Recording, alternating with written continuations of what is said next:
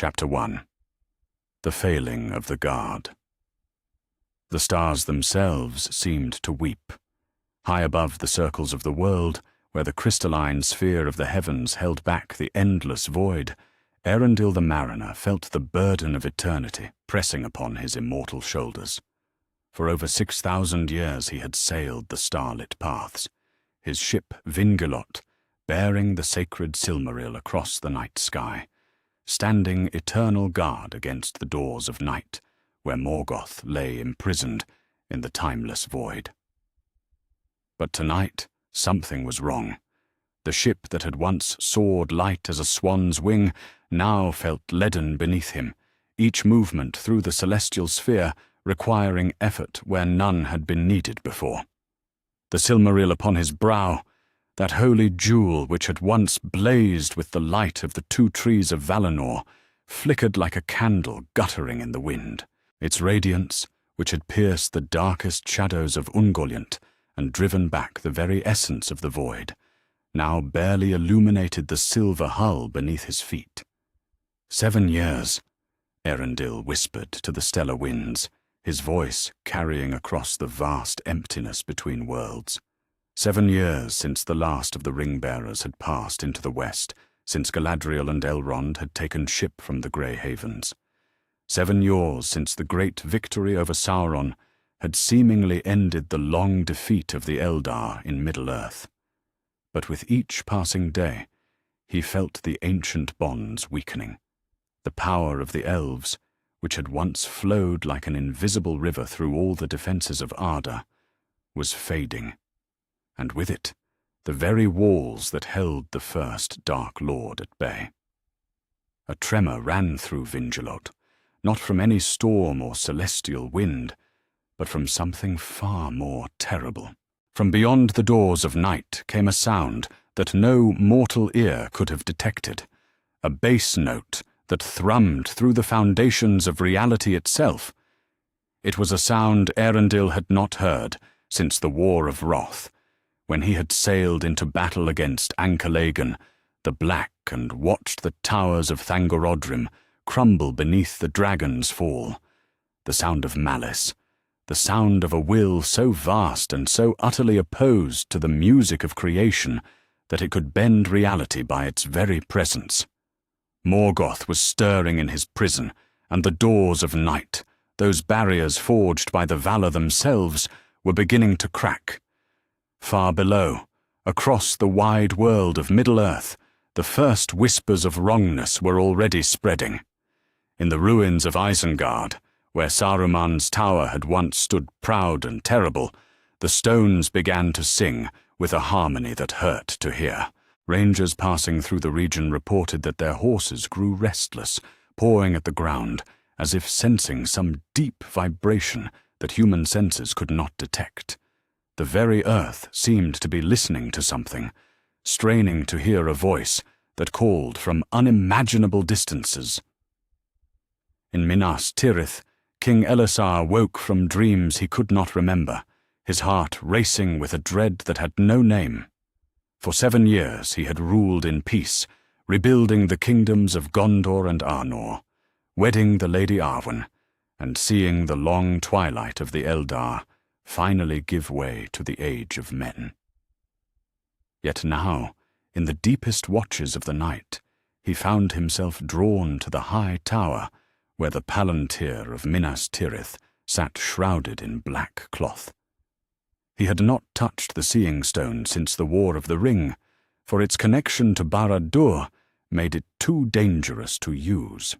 But tonight, as he stood before the veiled sphere, he could swear he saw flickers of light playing across the dark fabric, as if the stone itself was trying to show him visions he did not wish to see. "My lord?" Faramir's voice came softly from the doorway. The Prince of Ithilien stood silhouetted against the torch-lit corridor, his face grave with concern. "The guard said you came here. Is all well?" Aragorn turned from the Palantir, but not before catching a glimpse of something that made his blood run cold, a reflection in the black cloth that showed not his own face, but a vista of terrible emptiness dotted with stars that moved in patterns no astronomer had ever charted. "Send word to the rangers in the north," Aragorn said quietly. "I want reports from every outpost, every village, every shepherd's hut from here to the Shire. Something is coming, Faramir. Something that makes the shadow of Sauron seem like the darkness of a simple cloud. In the deep places of the earth, the dwarves felt it first as a trembling in the stone that spoke to their very bones. In Khazad-dûm, where Durin's folk had at last begun to reclaim the ancient halls from the darkness that had claimed them, the miners working the deepest shafts heard something that chilled their hearts, the sound of hammering that came not from their own tools, but from somewhere infinitely far below. It was a rhythm they knew from the oldest songs, the terrible beat of Grond, the hammer of the underworld, which Morgoth had wielded in the elder days to shape the very mountains according to his malice. King Dain Ironfoot's son ordered the deep mines sealed, though he could not have said why. The hammering continued, growing stronger with each passing hour, as if something vast and impatient was stirring in the foundations of the world. Even in the Shire, that haven of peace and plenty, which had been spared the worst of the War of the Ring, the hobbits began to notice strange things. The old forest seemed to whisper more urgently in the night, and Farmer Cotton swore that his fields were growing in patterns that spelled out words in a language he didn't know. The ponies in the green hills grew skittish and would not graze in certain meadows, clustering together and staring north with wide, frightened eyes. But it was in Lothlorien, in that golden realm where time itself had moved differently under Galadriel's protection, that the signs were most clear. Though the Lady of Light had departed 7 years ago, her mirror remained, and those few elves who had chosen to stay and tend the dying glory of the Golden Wood sometimes still looked into its depths. What they saw there defied comprehension. The surface of the water, which had once shown visions of possible futures and distant lands, now reflected images of absolute darkness, not the mere absence of light, but darkness as a living thing, shot through with veins of malice that pulsed like a vast, corrupted heart. And in that darkness, shapes moved that had not been seen since the world was young and unmarked by the sun. Celebdil the Wise, eldest of those who remained, stood before the mirror as dawn broke over the melon trees, their golden leaves already beginning to fade without Galadriel's power to sustain them. "The darkness absolute stirs beyond the doors of night," he whispered to his companions. "Erendil's vigil weakens, and the Valar have turned their faces from Middle-earth. We are truly alone now." Above them all, Erendil felt the weight of that solitude. The great eagles who had once flown to his aid against the dragons of Morgoth were scattered to the four winds. The Valar who had sent him on this eternal mission had withdrawn their active presence from Middle-earth, declaring the fate of the second-born to be in their own hands. Even the Silmaril upon his brow, that holy light which had been his strength and guide for all these long years, was beginning to dim as the power that had created it faded from the world. And still the doors of night groaned and shifted, held now by bonds that grew weaker with each passing moment. Beyond them, in the timeless void where no light had ever shone, Melkor, who had once been greatest of the Ainur and was now Morgoth, the black enemy of the world, pressed against his prison with a will undaunted by 6 millennia of captivity. The first Dark Lord was patient. He had waited this long. He could wait a little longer. But not much longer. Soon, when the last of the Eldar had passed into the west, and the ancient words of binding had lost their power, the doors would open. And when they did, Middle-earth would face a darkness that would make the reign of Sauron seem like a gentle shadow. Eärendil gripped the silver railings of his ship and set his course for another circuit of the starlit paths. The Silmaril flickered again, and for a moment he thought he heard laughter from the void, cold and terrible and utterly without mercy. The guard was failing. Soon it would fail entirely. And then the real war would begin. Chapter 2. The Whisper in the Void. In the deepest places of the world, where even the roots of mountains feared to reach, something that should not have existed began to stir. The Witch King of Angmar had been unmade upon the Pelennor fields, his essence scattered to the winds when Éowyn's blade found its mark. For 7 years his spirit had wandered in the grey spaces between life and death, neither fully destroyed nor able to find rest. But now, as Morgoth's will pressed against the barriers of the void, that scattered essence felt the call of its ancient master's master. In the ruins of the Morannon, where the Black Gate had once stood as Sauron's mighty fortress, wisps of shadow began to coalesce. They moved without form or substance, drawn by a voice that spoke not in words, but in pure malice, promising power beyond the dreams of even the Nazgûl. The wraith that had once been the Witch King did not yet have form enough to act, but it had will enough to listen. And in listening, it began to remember not just its service to Sauron, but older loyalties, darker oaths made in the depths of time when Morgoth himself had walked Middle-earth. The whispers spread like a plague through the hidden places of the world. In the misty mountains, where scattered bands of orcs had hidden since the fall of their master, something unprecedented began to happen. Creatures that had spent 7 years fighting among themselves for scraps and territory suddenly stopped their endless squabbling.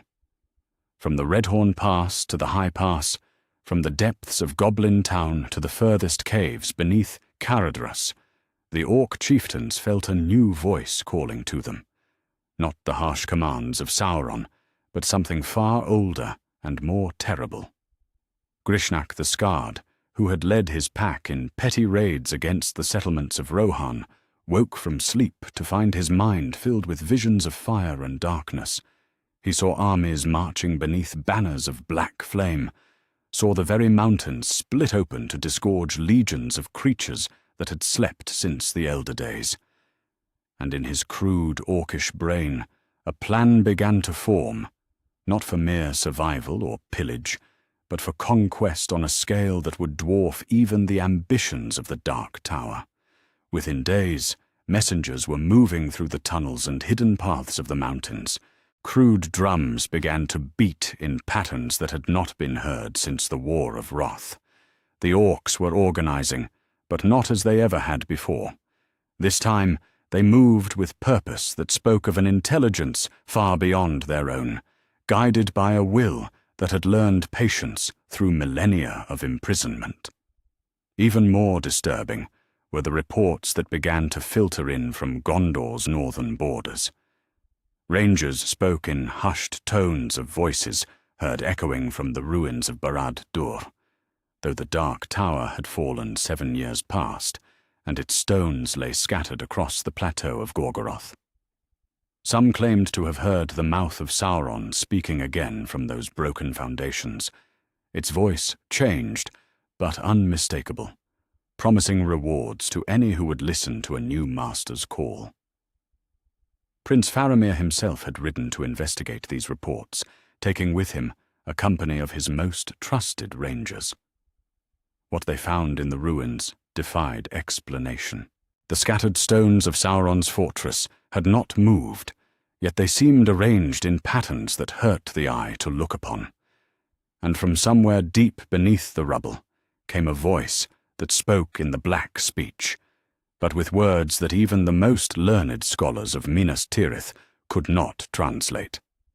It speaks of the eldest dark, Faramir reported to King Elessar upon his return, his face pale with memory, of promises made before the sun and moon were hung in the heavens. Whatever consciousness survived Sauron's fall, it no longer serves the memory of the Dark Tower. It serves something older, something that teaches it new words for power and dominion. In the great throne room of Minas Tirith, Aragorn listened to these reports with growing dread. For 3 nights running, his dreams had been filled with visions of a figure in black armor, standing upon a mountain of ice and fire, hammer in hand, reshaping the very bones of the earth. The figure's face was hidden in shadow, but its voice, when it spoke, was like the grinding of glaciers, like the first earthquake that had ever shaken the world. "Send word to Edoras," the king commanded. "I would have Eomer's counsel, and that of any others who fought in the Great War. Something stirs that requires more wisdom than mine alone." But it was not only in the haunts of orcs and the ruins of evil that Morgoth's influence made itself felt.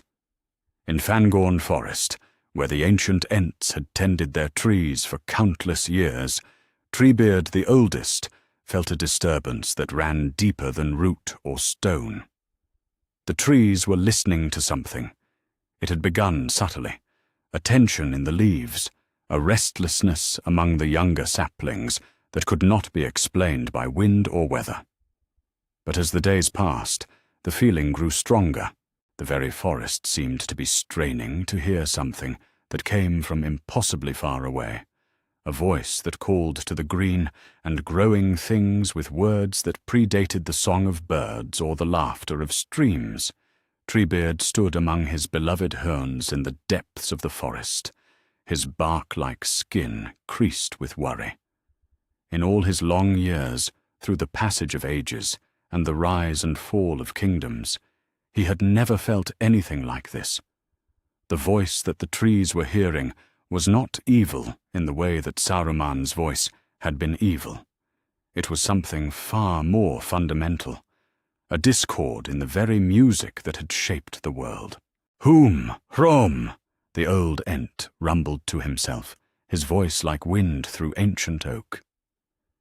"This is not the voice of Saruman or his master.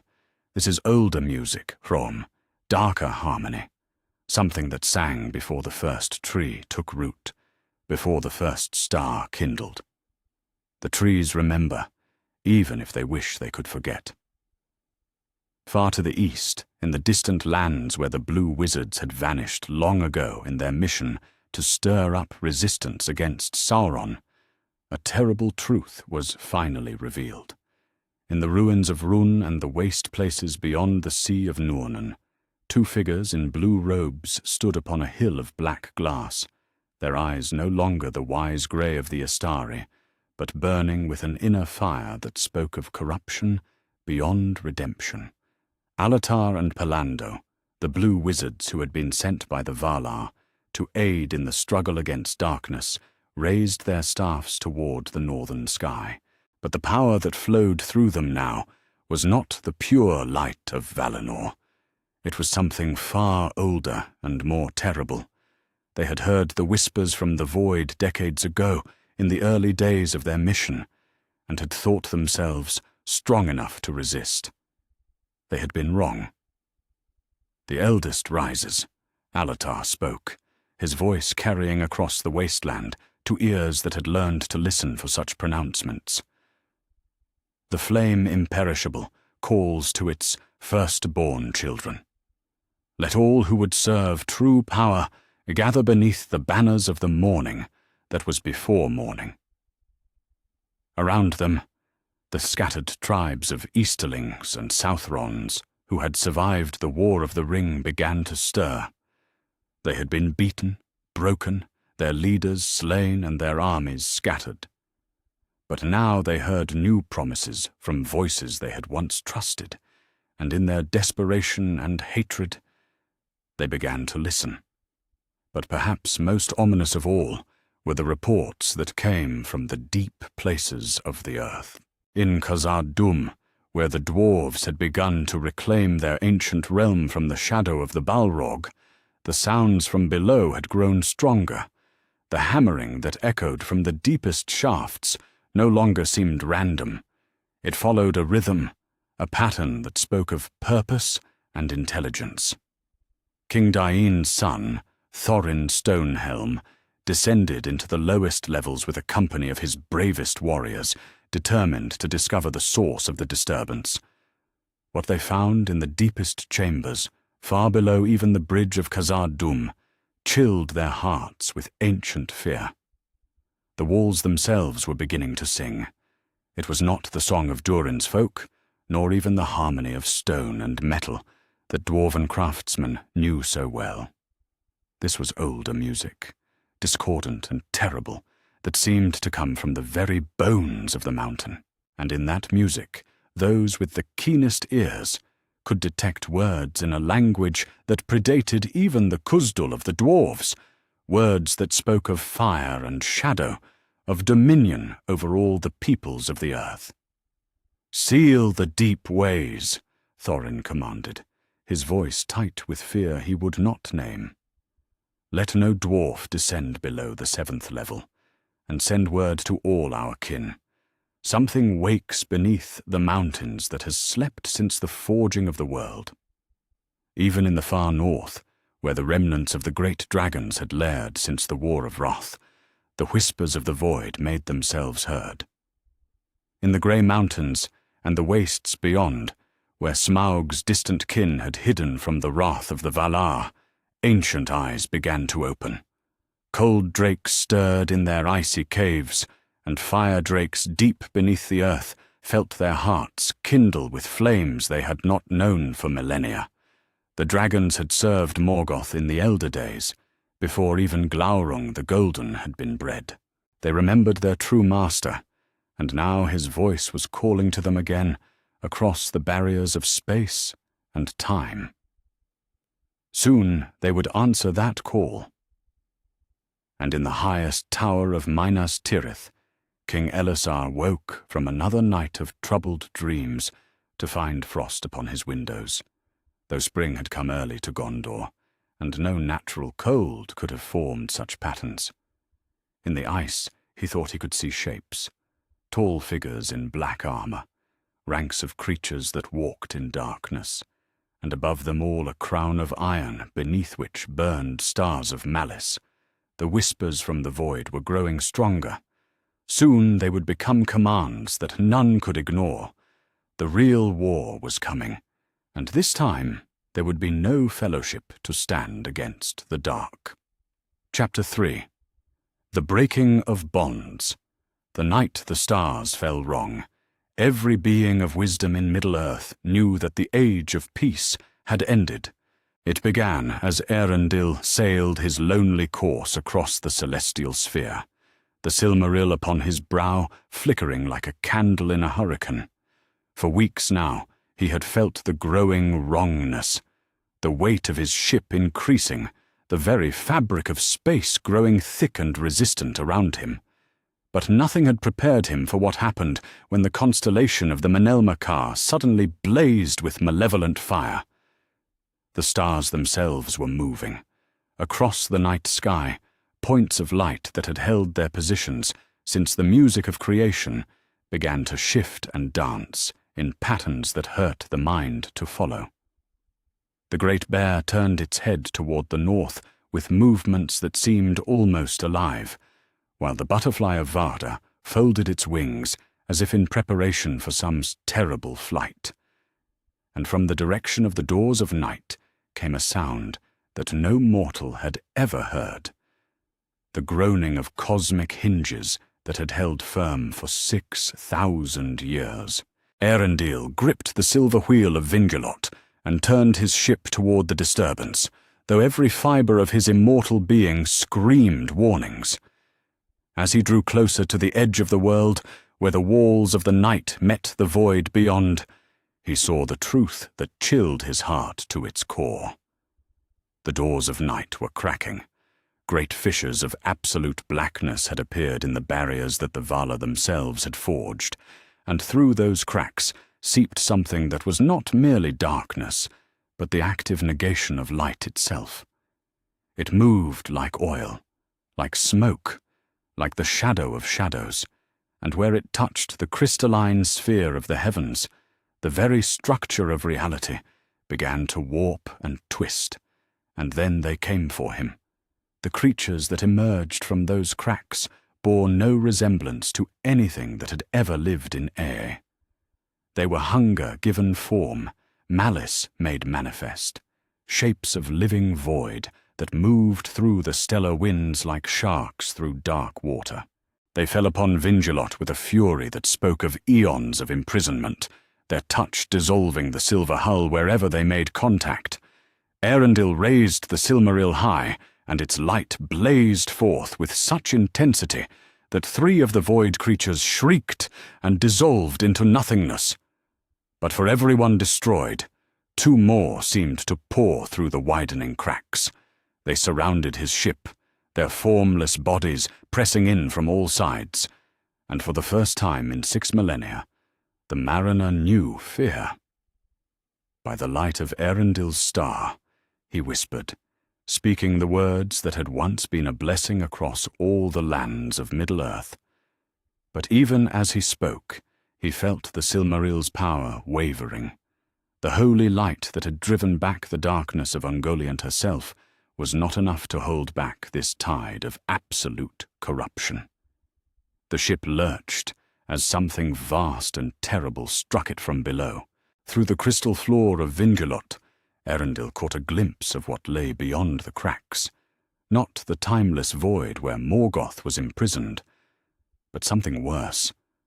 A space between spaces where the very concept of existence had been turned inside out, where the Dark Lord's will pressed against the boundaries of creation with the patience of eternity and the force of a collapsing star. Far below, in the mortal realms of Middle-earth, the effects of that cosmic catastrophe began to make themselves known. In the Pelennor fields, where the greatest battle of the War of the Ring had been fought, shadows began to move among the monuments to the fallen. The Witch King's spirit, which had been gathering strength through the whispers from the void, suddenly found itself possessed of substance once again. Not flesh, that was beyond even Morgoth's power to restore, but a form of living shadow that could touch and be touched, could wield weapons and command armies. The wraith that had once been the lord of the Nazgul stood among the tombs of Gondorian heroes, its presence like a wound in the world. Around it, other shadows began to coalesce, the spirits of the other Nazgul, called back from whatever hell had claimed them when their master fell. They had no rings to bind them now, no dark tower to serve. But they had something far older and more terrible, the direct will of the first Dark Lord himself, flowing through the cracks in reality like poison through a wound. In Minas Tirith, the Palantir that Aragorn had kept shrouded burst its coverings and blazed with malevolent light. The Seeing Stone, which had once shown only the domains of Sauron, now revealed vistas of cosmic horror, the barriers between dimensions crumbling, ancient evil stirring in the deep places of the earth, and above it all, a shadow growing stronger with each passing moment. "Call the council," King Elessar commanded, his voice tight with the control of a man who had looked into the abyss and seen it looking back. "Send riders to every corner of Middle-earth, to Rohan, to the Shire, to the remnants of the Elven realms. Something comes that will require the unity of all free peoples, or we shall fall separately into darkness that will make Sauron's reign seem like a gentle twilight."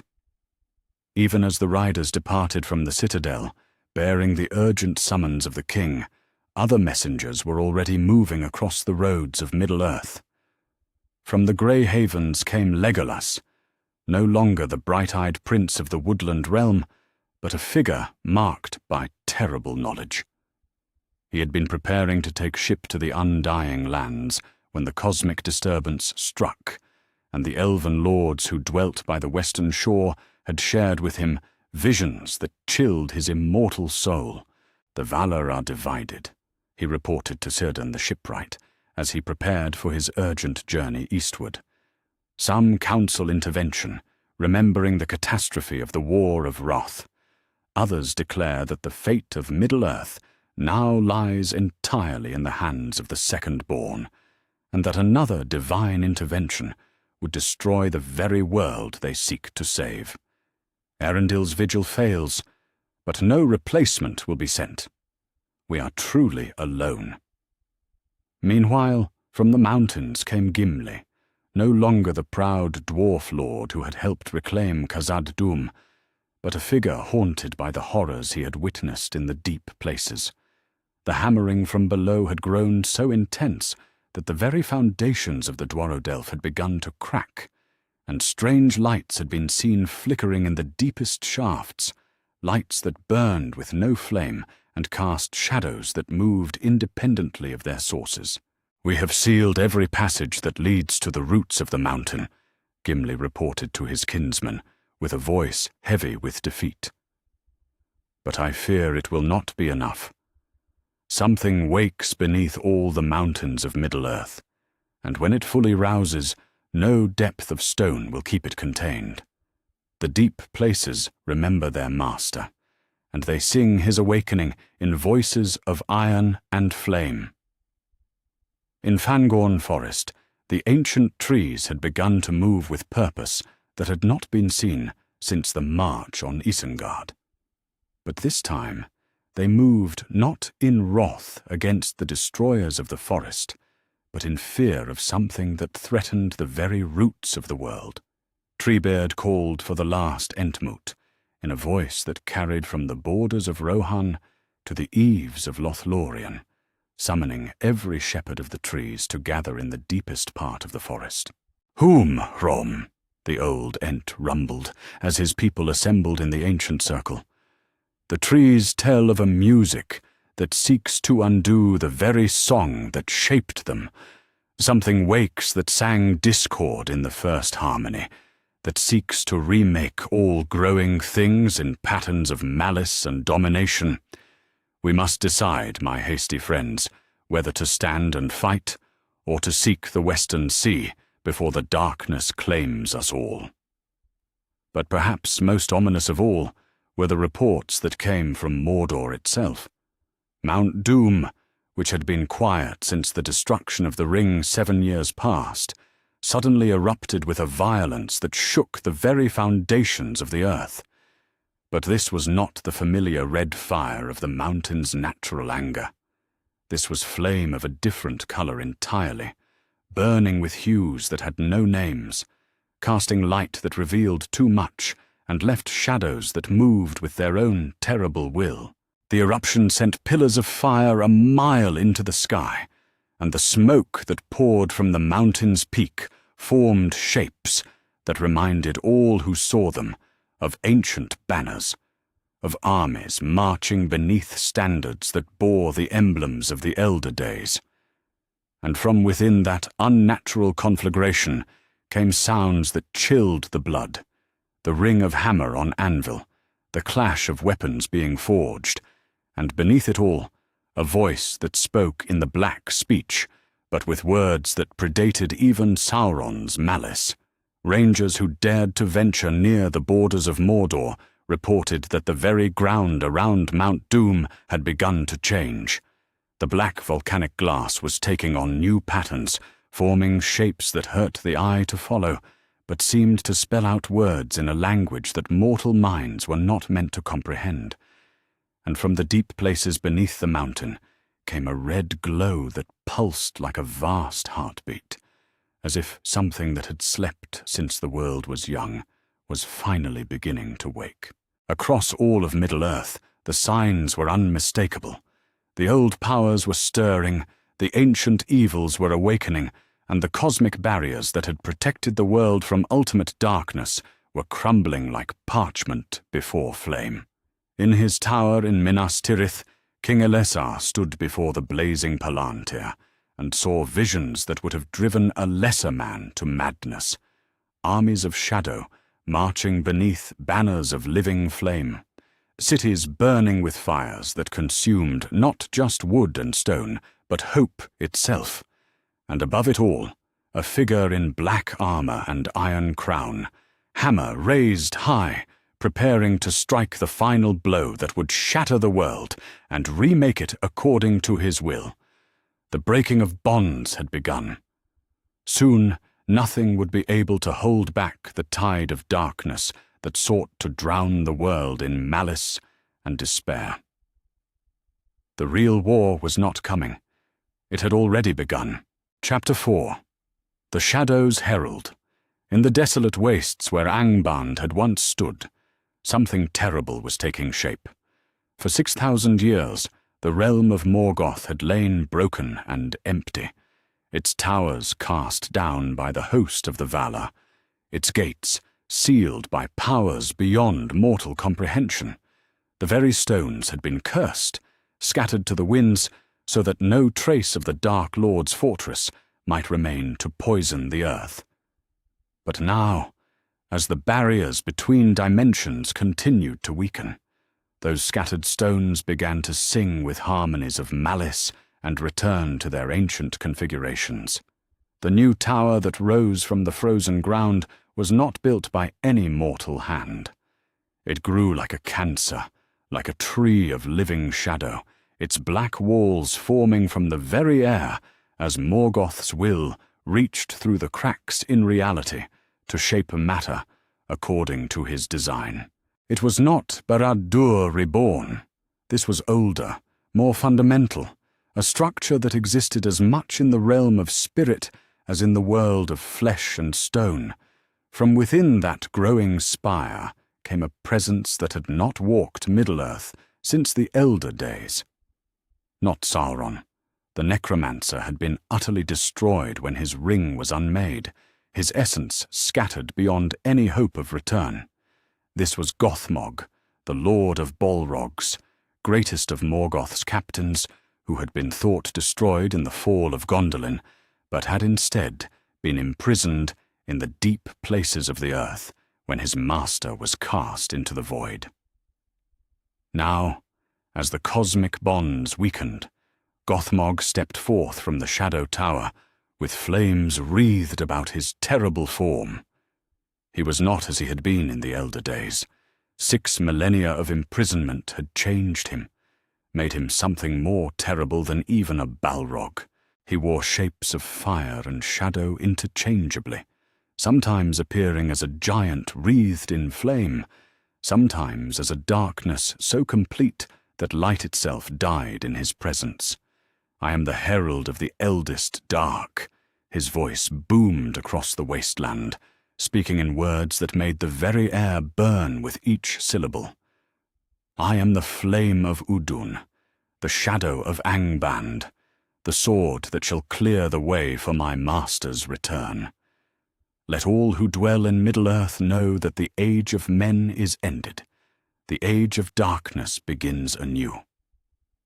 The emergence of Gothmog sent ripples of terror across the world, but it was only the beginning. In the depths of the misty mountains, where the Balrog of Khazad-dûm had once terrorized the dwarves before falling to Gandalf's sacrifice, the deep fires stirred once more.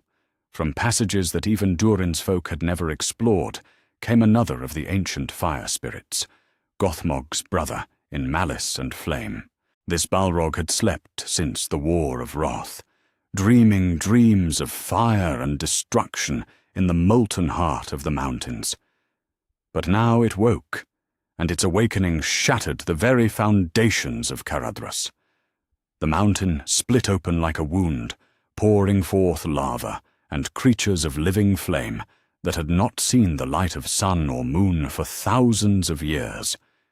Even the skies were no longer safe. The great eagles, who had served as messengers and allies to the forces of good since the Elder days, began to change. Some remained true to their ancient loyalties, but others, those who flew too close to the growing darkness in the north, returned corrupted by the shadow. Their golden eyes burned red with malice, and their cries carried words in the black speech that promised doom to all who dwelt in the lowlands. These shadow eagles struck without warning at settlements across Eriador and Rohan, their talons dripping with a poison that turned courage to despair and hope to ash. Where once their kind had been harbingers of aid from Valinor, now they came as omens of a darkness that sought to devour all light. The time for counsel and deliberation was over. King Elisar, having received the urgent messages from all corners of his realm and beyond, made the decision that would define the Fourth Age. The combined armies of Gondor would march north, not to siege a fortress or defeat a conventional enemy, but to stand against the return of powers that predated the sun and moon. From Minas Tirith came the greatest host that Gondor had assembled since the War of the Last Alliance. The Swan Knights of Dol Amroth rode beside the rangers of Ithilien, while the men of Lossarnach marched alongside the defenders of Osgiliath. Prince Imrahil, though aged by his years of service, still rode at the head of his knights, with the banner of the Silver Swan streaming behind him. "We ride not for conquest or glory," the prince declared to his assembled warriors, "but for the very survival of all we hold dear. The enemy that comes is older than Sauron, more terrible than any threat we have faced. Yet we ride nonetheless, for if we do not stand against this darkness, who will?" From Edoras came an answer to that call that stirred the hearts of all who heard it. Éomer King had summoned not just the riders of the Mark, but every man capable of bearing arms from the furthest corners of Rohan. The great muster that assembled on the plains of the Pelennor dwarfed even the legendary cavalry charge that had broken the siege of Minas Tirith. 10,000 horse rode beneath the banners of Rohan, their spears forming a forest of steel that caught the sun like the waves of the sea. At their head rode Éomer himself, the crown of the Mark upon his brow, and Guthwiner naked in his hand, its blade gleaming with the promise of deeds that would be remembered until the ending of the world. "Death!" cried the king of Rohan, and 10,000 voices answered him. "Death to the servants of darkness! Death to the enemies of the free! Ride now! Ride for ruin and the world's ending!" But the armies of the great kingdoms were not alone in their defiance. From the wild lands between the Misty Mountains and Mirkwood came Beorn's descendants, the skin changers who could take the forms of great bears and wolves. They had grown numerous in the years since the War of the Ring, and now they answered the call to battle with a fury that spoke of their ancient hatred for the servants of Morgoth. Grimbeorn the Old led them, his massive frame capable of shifting between man and bear with a fluidity that awed even the rangers who fought beside him. Behind him came his sons and grandsons, and warriors from a dozen tribes who had learned the ancient arts of shape-changing and skin-walking. "The darkness remembers us," Grimbeorn rumbled in his bass voice, his form shifting slightly so that his eyes held the golden gleam of the bear. "In the elder days, our kind fought against the first servants of Melkor. Now we fight again, and we shall teach them that the free folk of Middle-earth are not so easily conquered." In the wild lands of Eriador, the surviving Dunedain Rangers abandoned their scattered patrols and gathered for the first time since the founding of their order. These were the heirs of Isildur, the blood of Númenor, trained from childhood in the arts of woodcraft and war. They knew the hidden paths and secret ways better than any others, and now they would use that knowledge to strike at the servants of darkness wherever they might be found. Their captain was Halbarad's nephew, a grim man named Dirhael, who had learned his craft in the harsh years before the return of the king. He stood before his assembled rangers in a clearing deep in the troll shores, his weathered cloak blending with the shadows of the forest. "We are the Watchers in the wild," he told them, his voice carrying the weight of ancient duty. We are the guardians of those who cannot guard themselves. The enemy that comes seeks to corrupt all the wild places, to turn forest and stream into servants of his malice. This we will not permit. We will be as the wolf in the night, as the hawk that strikes from the heights. They will learn to fear the shadows, for in the shadows we will be waiting. In Ithilien, that garden of Gondor that had been reclaimed from the shadow of Mordor, Faramir led the defense against incursions that grew bolder with each passing day. The beautiful province, with its streams and flowers and growing things, had become a battleground where creatures of darkness tested the borders of the free lands. From the ruins of the Morannon came bands of orcs organized by fell voices, while from the slopes of the Efelduth descended spiders of monstrous size, their venom carrying a corruption that withered all it touched. Most terrible of all were the new breeds of creature that had never been seen before, things that looked like twisted combinations of beast and shadow, birthed from nightmares and given form by malice. Prince Faramir stood upon the walls of his fortress in Ithilien, watching the smoke rise from a dozen burning villages. His rangers moved like ghosts through the corrupted landscape, striking at the enemy wherever they could be found. But for every creature they slew, 2 more seemed to emerge from the darkness. "Send word to the king," he commanded his lieutenant, a young ranger named Bergil who had learned his craft in the hard years of the war. "Tell him that the southern borders cannot hold much longer. Whatever power commands these creatures grows stronger each day, and soon they will break through our defenses like water through a broken dam." Even as the armies of the free peoples gathered for war, the shadow continued to spread. The tower in the north grew taller with each passing hour, its spires reaching toward the heavens like grasping claws.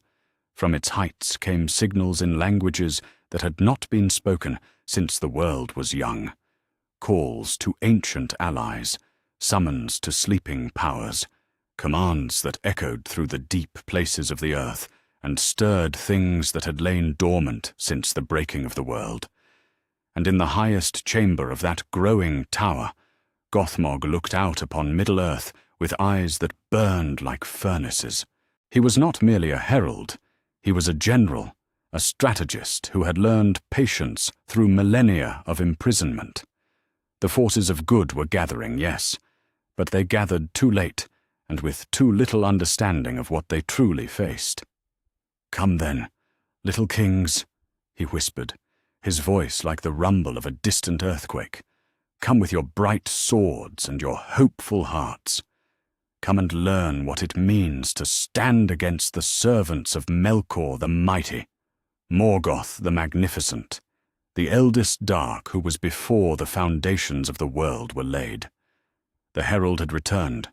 Soon the master would follow, and when that day came, all the armies of the free peoples would learn the true meaning of despair.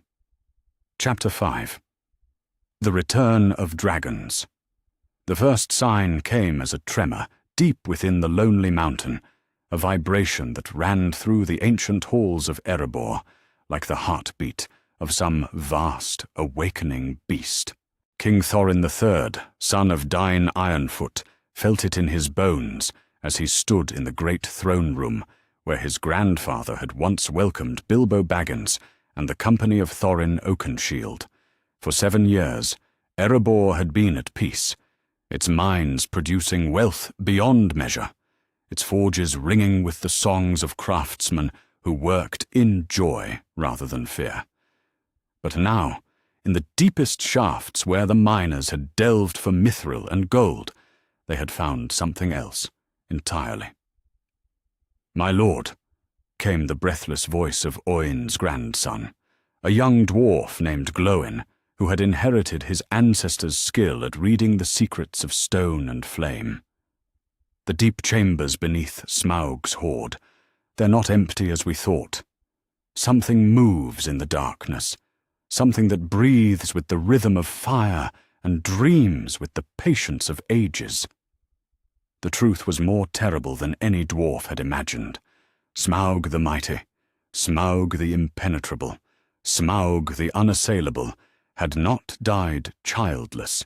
In the deepest caverns beneath the mountain, in chambers that even the dragon had rarely visited, his offspring had slumbered through the decades since their sire's death. They were not yet the equal of their father. Few dragons had ever matched Smaug's size and cunning.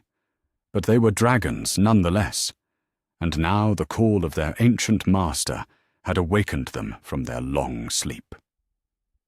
The first to emerge was Ankalima, a dragoness whose scales shone like burnished copper in the forge light of the mountain's heart. She was smaller than Smaug had been, but no less terrible for that. Her breath could melt steel, her claws could rend stone, and her mind held all the cunning and malice that was the birthright of her kind. Behind her came two others, Uruloka, whose name meant fire serpent in the ancient tongue, and Anguloche, the iron drake, whose scales were black as the void between stars. They had fed on the residual wealth of Smaug's hoard for decades, growing strong on gold and mithril, their dragon fire kindling in their hearts as they dreamed of conquest and dominion. "The Mountain King returns to claim his realm," Ankalima hissed as she emerged into the great halls of Erebor. Her voice, like the sound of molten metal poured over stone. "Too long have the small folk scurried through our halls like mice in a granary. Too long have they delved and mined and plundered what belongs to the children of Glaurung the Golden." The evacuation of Dale began before dawn, on the day the dragons emerged. King Brand III, great-grandson of the bowman who had slain Smaug, stood upon the walls of his city and watched the smoke pour from the lonely mountain's secret entrances. He was a man of middle years now, hardened by the responsibilities of kingship, but he remembered the stories his grandfather had told of the dragon's wrath, and he knew that the time for stories was over. "Sound the horns," he commanded his captains, his voice steady despite the fear that gnawed at his heart. "Empty the city of all who cannot fight, the children, the elderly, the craftsmen who have no skill with sword or bow. Send them south to the safety of Gondor. The rest we prepare for war."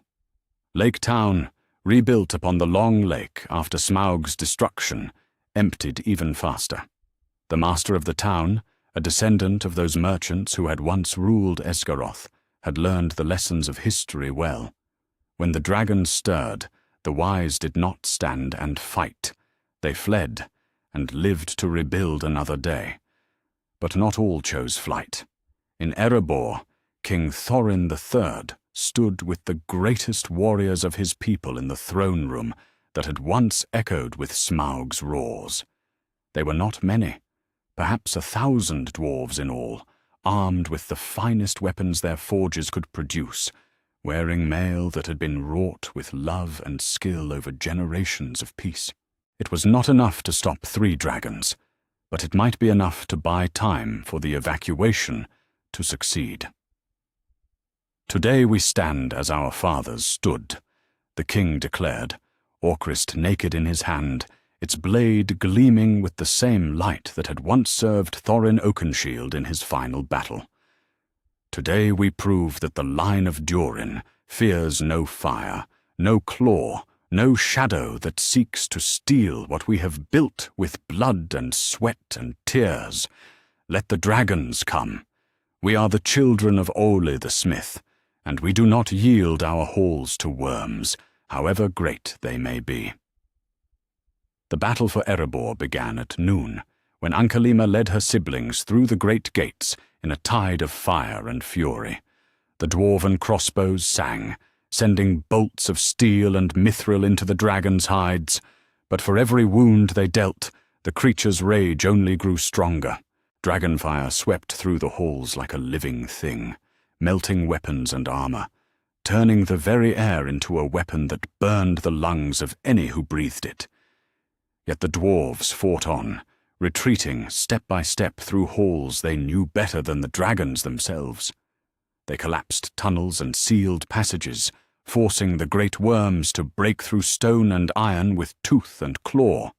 They struck from hidden alcoves and concealed passages, then vanished into the mountain's depths like ghosts of their own ancestors. But even as Erebor burned, greater horrors were stirring in the north.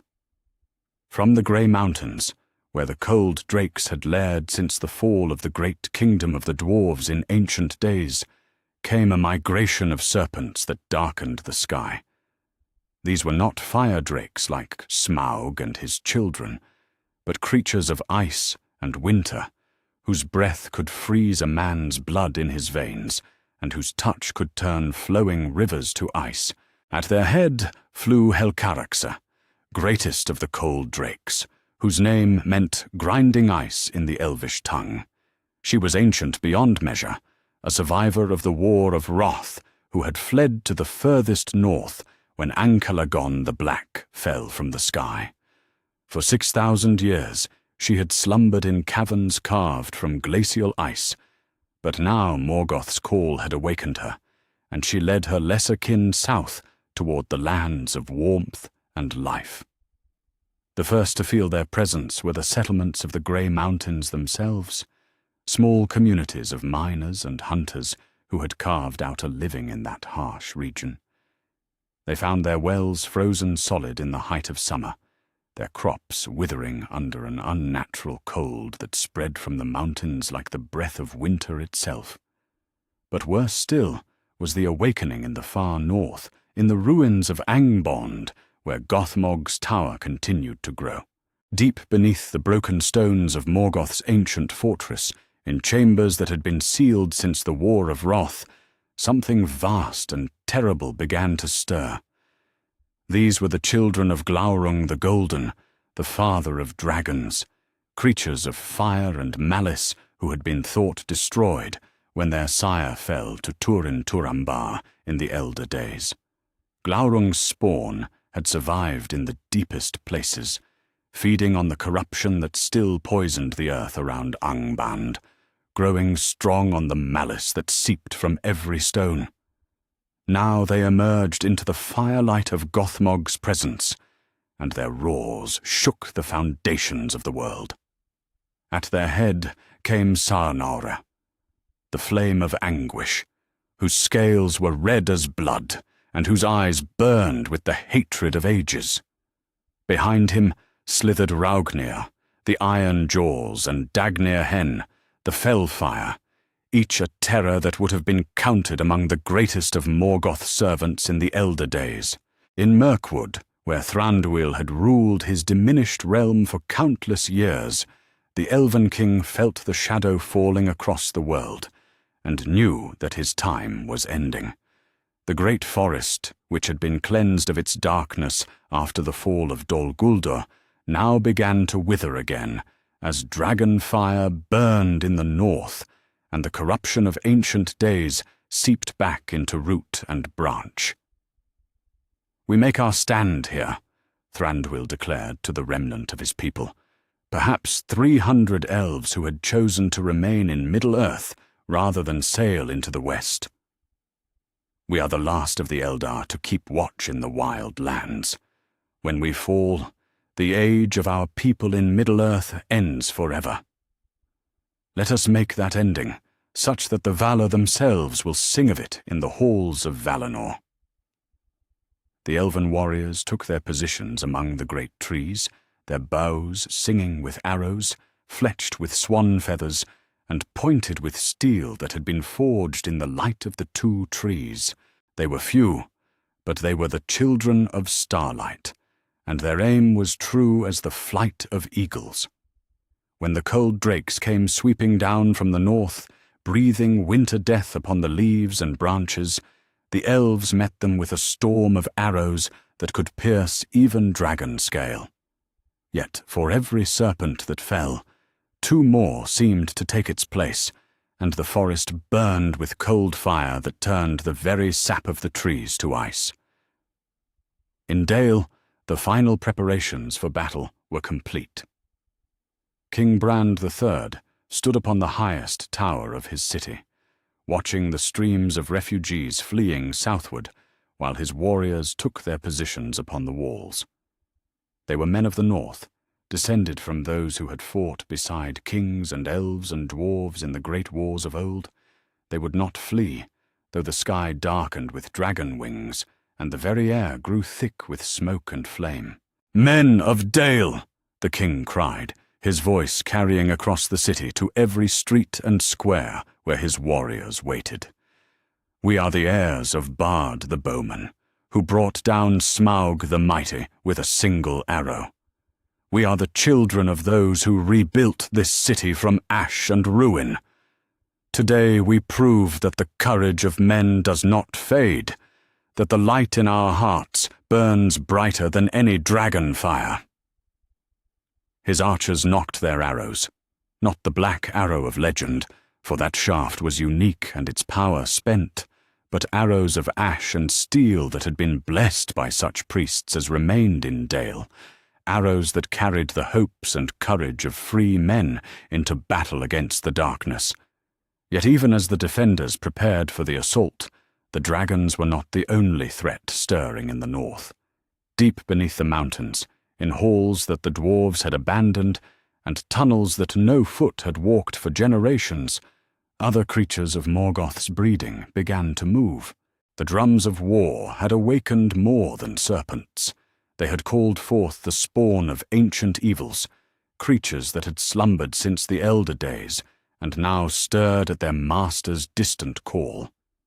In the great hall of Khazad-dûm, where King Thorin III's cousins still struggled to hold their ancestral realm, the hammering from the deep places had grown so loud that it drowned out even the sound of the battle above. The dwarf lords gathered in emergency council, their faces grim with the knowledge that their time was running short. "We could seal the halls," suggested Gnarly the Farseer, eldest of the surviving lords.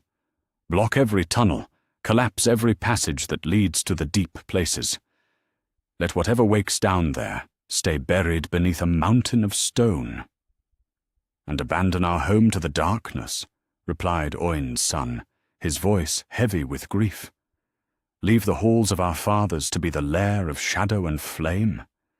Better to die fighting in the light than to live as exiles in lands that know not our names." The debate raged through the night, but in the end, courage won over caution. The dwarves would stand and fight, as their people always had, with hammer and axe and the fire of their forges. They would not abandon Khazad-dûm to the servants of the dark, whatever the cost might be. As dawn broke over the north, the sky was filled with dragons. The children of Smaug flew from the lonely mountain. The cold drakes descended from the grey mountains, and from the ruins of Angband came the spawn of Glaurung, their roars shaking the very foundations of the world. The age of peace was over.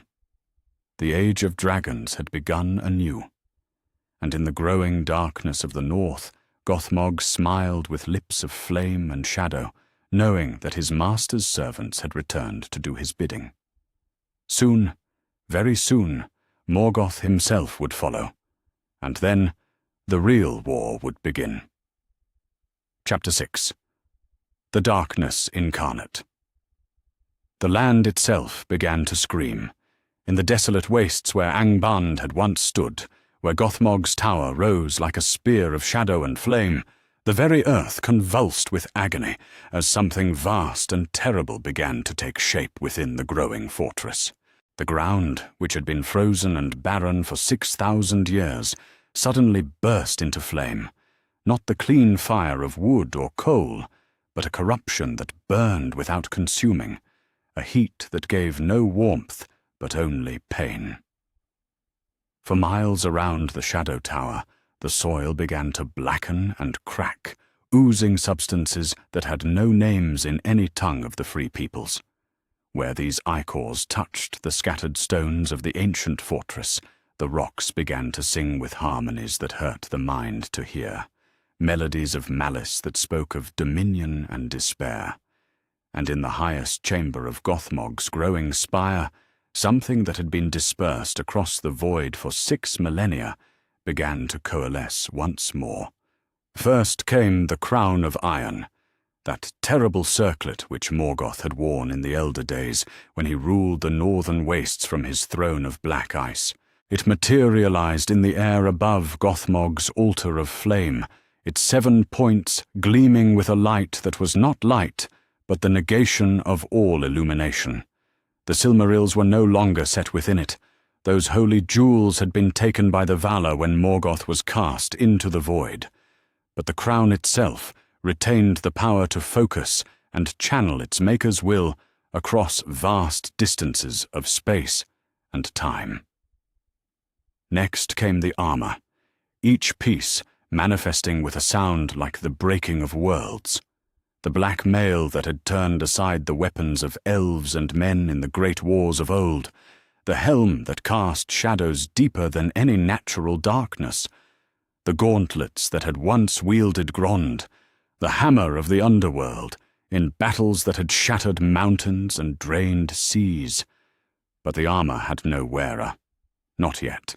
Instead, it hung in the air like the shell of some cosmic nightmare, held in place by will alone, while something vast and patient gathered the scattered fragments of its being from across the gulfs of space and time.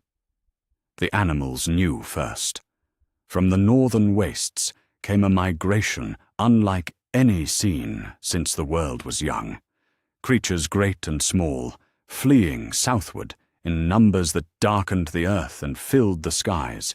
Bears and wolves ran alongside deer and rabbits, their ancient enmities forgotten in the face of a terror that transcended all natural law. Eagles and ravens flew in the same formations, their cries warning all who could understand that something beyond comprehension was stirring in the lands of their birth. Even the very elements rebelled against what was taking shape in Angband. The winds, which had blown from north to south since the shaping of the world, suddenly reversed their course, carrying with them the scent of burning ice and frozen flame. The aurora borealis, which had danced in the northern sky since the kindling of the stars, now writhed and twisted in patterns that spoke of anguish, its lights turning from green and gold to deep crimson and absolute black. But it was the distortion of space and time itself that truly revealed the magnitude of what was manifesting in the north. Near Gothmog's tower, the very laws that governed reality began to bend and break. Hours became minutes, then stretched into days, then collapsed into heartbeats that lasted eons. Distances grew fluid. A mile might become a league in one direction, while shrinking to a yard in another.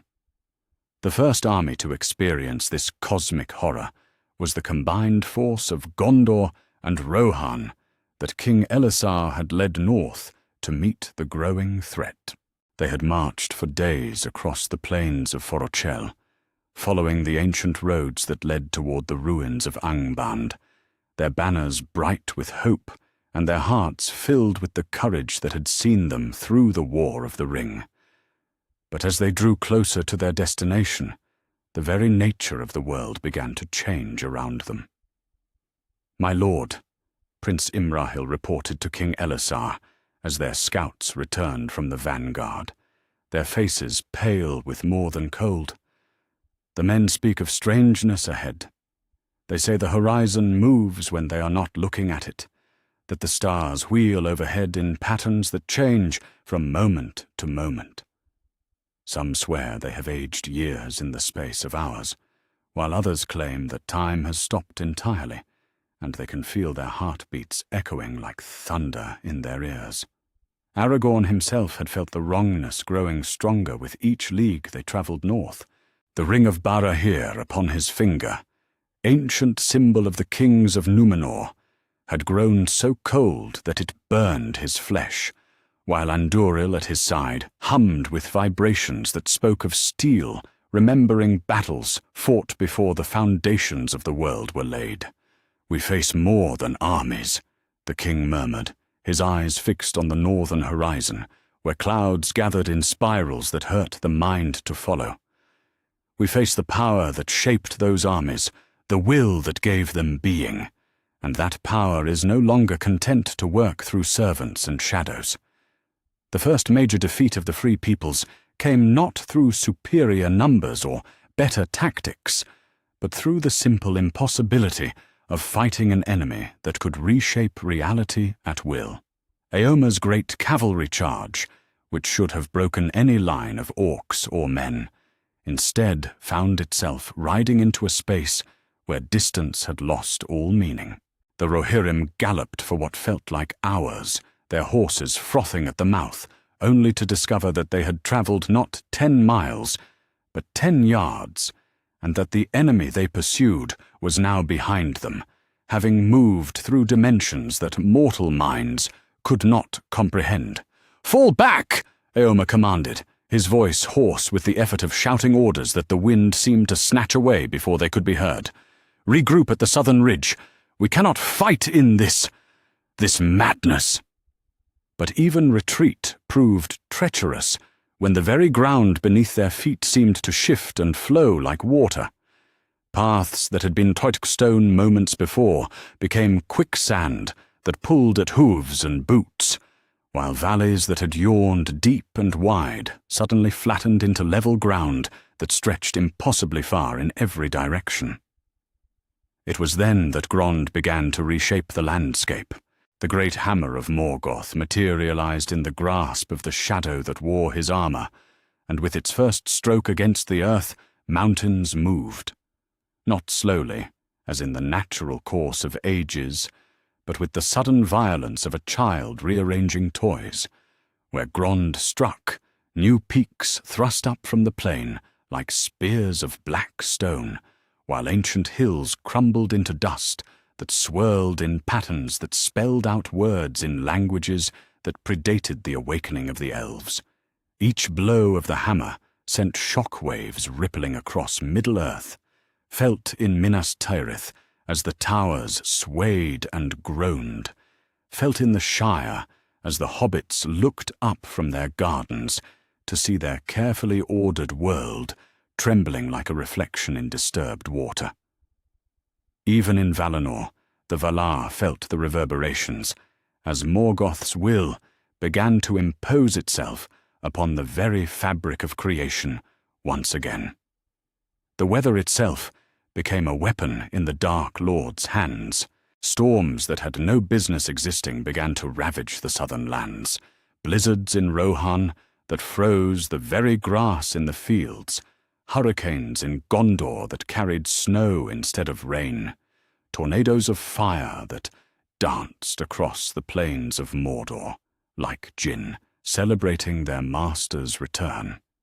In Isengard, where Saruman's tower had once stood before the Ents tore it down, a new kind of precipitation began to fall, not water, but droplets of liquid shadow that ate through steel and stone like acid, that whispered names in the black speech to any who were foolish enough to let them touch their skin. And in the growing chaos, as the armies of the Free Peoples struggled to regroup and find some way to fight an enemy that could bend reality to its will, a light began to shine in the southern sky. It was small at first, no brighter than a star, but it grew stronger with each passing hour, and those with the keenest eyes began to recognize what they were seeing. A ship sailed through the heavens toward Middle-earth, its hull gleaming with the silver light of Telperion, its sails filled with winds that blew from beyond the circles of the world. Upon its prow stood a figure robed in white, a staff of power in his hand, his eyes bright with the flame that burns at the heart of creation. Gandalf had returned, the Istar who had been Mithrandir, who had stood against the Balrog in the depths of Khazad Dûm and fallen into darkness only to rise again clothed in greater power, had heeded the call of desperation that rose from Middle-earth like the cry of a child lost in the dark. The Valor had released him from his rest in the undying lands, granting him leave to return once more to the world of his labours, though they would not come themselves.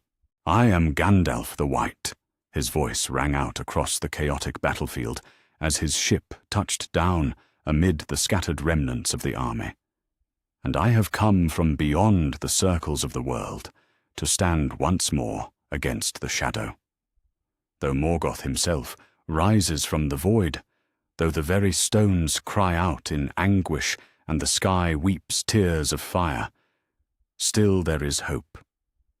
For the light that shines in the west is not dimmed, and the music that shaped the world still sounds its theme of joy beneath all the discord of evil." Around him, the twisted space began to stabilize, the impossible distances snapping back to their proper proportions like a bowstring released. Where his staff touched the corrupted ground, the burning ichor sank back into the earth, and the grass began to grow again with a green that spoke of healing and renewal. But even as hope kindled in the hearts of the free peoples, they could see the shadow growing stronger in the north. The armor of Morgoth now contained something more substantial than mere shadow, a presence that pressed against the bonds of flesh and spirit with the weight of cosmic malice. The crown of iron blazed with dark fire that could be seen from hundreds of miles away, and the hammer grond rose and fell with a rhythm that spoke of a heart beating with the pulse of absolute evil. "He gathers his scattered essence," Gandalf said, his voice heavy with knowledge that he would gladly have never gained. "Piece by piece, thought by thought, he draws himself back from the void where he was cast. Soon, very soon, he will be whole again.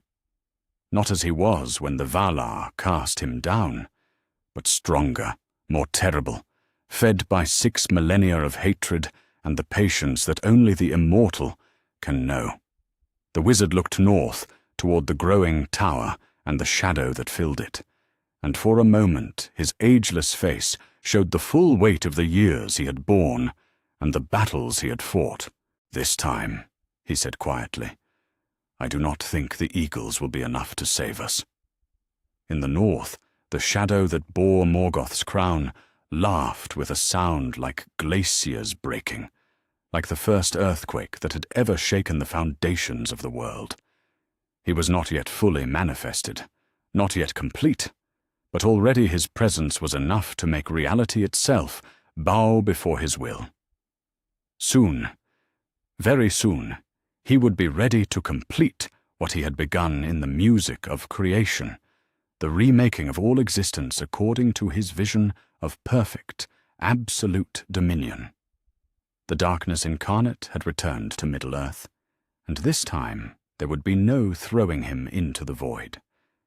This time, either he would rule all, or all would burn in the fire of his wrath. Chapter 7. The Council of Despair. In the great hall of Minas Tirith, beneath banners that spoke of victories now turned to ash in the mouth, the last free council of Middle-earth gathered as the world trembled toward its ending. They came from every corner of the remaining free lands, kings and princes, captains and councillors, wise folk and warriors who had seen their realms burn and their people flee before the growing shadow in the north. The circular chamber that had once hosted celebrations of peace now bore witness to deliberations born of desperation, its marble walls echoing with voices heavy with the knowledge that they might be planning the final hour of the Fourth Age. King Elessar sat in the chair of the stewards, though he had long since ceased to think of himself as anything more than a man watching the world end. 7 days had passed since Gandalf's return, 7 days of retreat and regrouping as the cosmic horror in the north continued to grow stronger. The reports that reached Minas Tirith grew worse with each passing hour, mountains moving like living things, the very sky bleeding colors that had no names, and through it all, the steady rhythm of Grond, reshaping the world according to Morgoth's malice. To his right sat Eomer King, the golden hair now streaked with premature silver, his hand never straying far from Guthwinner's hilt.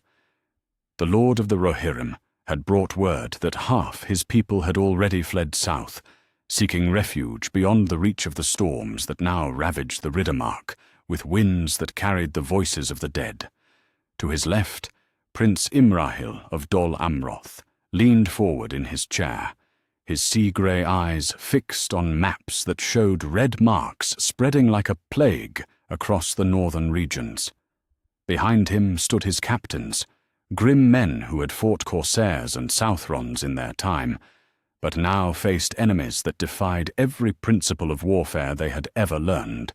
"The situation in the north grows worse hourly," reported Burgil of the Rangers, his young face marked by horrors that aged him beyond his years. "Our scouts cannot approach within 50 leagues of the Shadow Tower.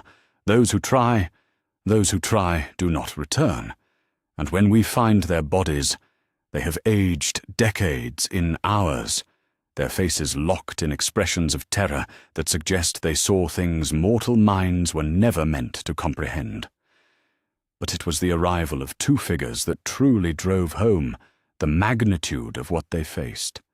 The great doors of the chamber swung open with a sound like silver bells, and through them walked Elrond Half-Elven and Galadriel, Lady of Light, returned from the Undying Lands with news that chilled the blood of every mortal present.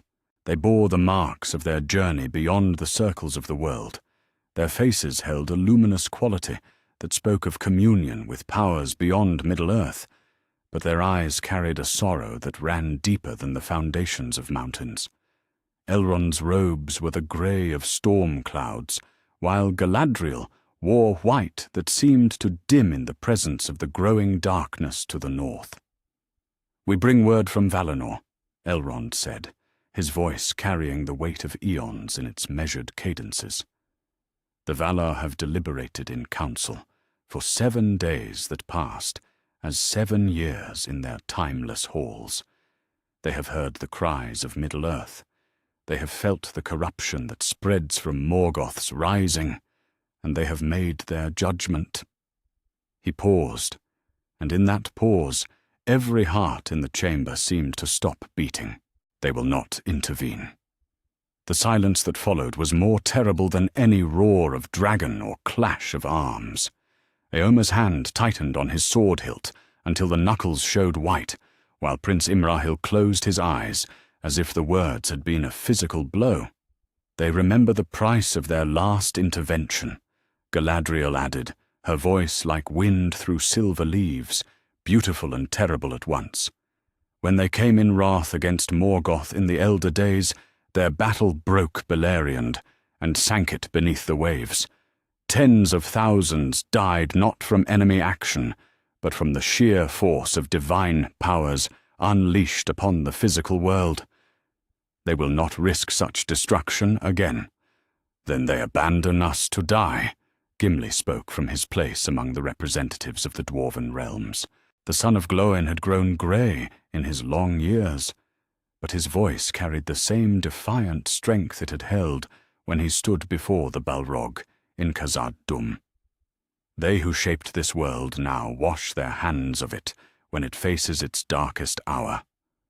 "Not abandoned," Elrond corrected gently. "They have declared that the fate of Middle-earth now rests entirely in the hands of the children of Ilúvatar, elves, men, and dwarves. This is to be our test, our proving. If we stand and fight with courage and wisdom, we may yet prevail. If we fail, then the failure will be ours, not theirs." "Easy words for those who sit in halls of eternal light," muttered one of the Rohirrim captains, earning sharp glances from his companions.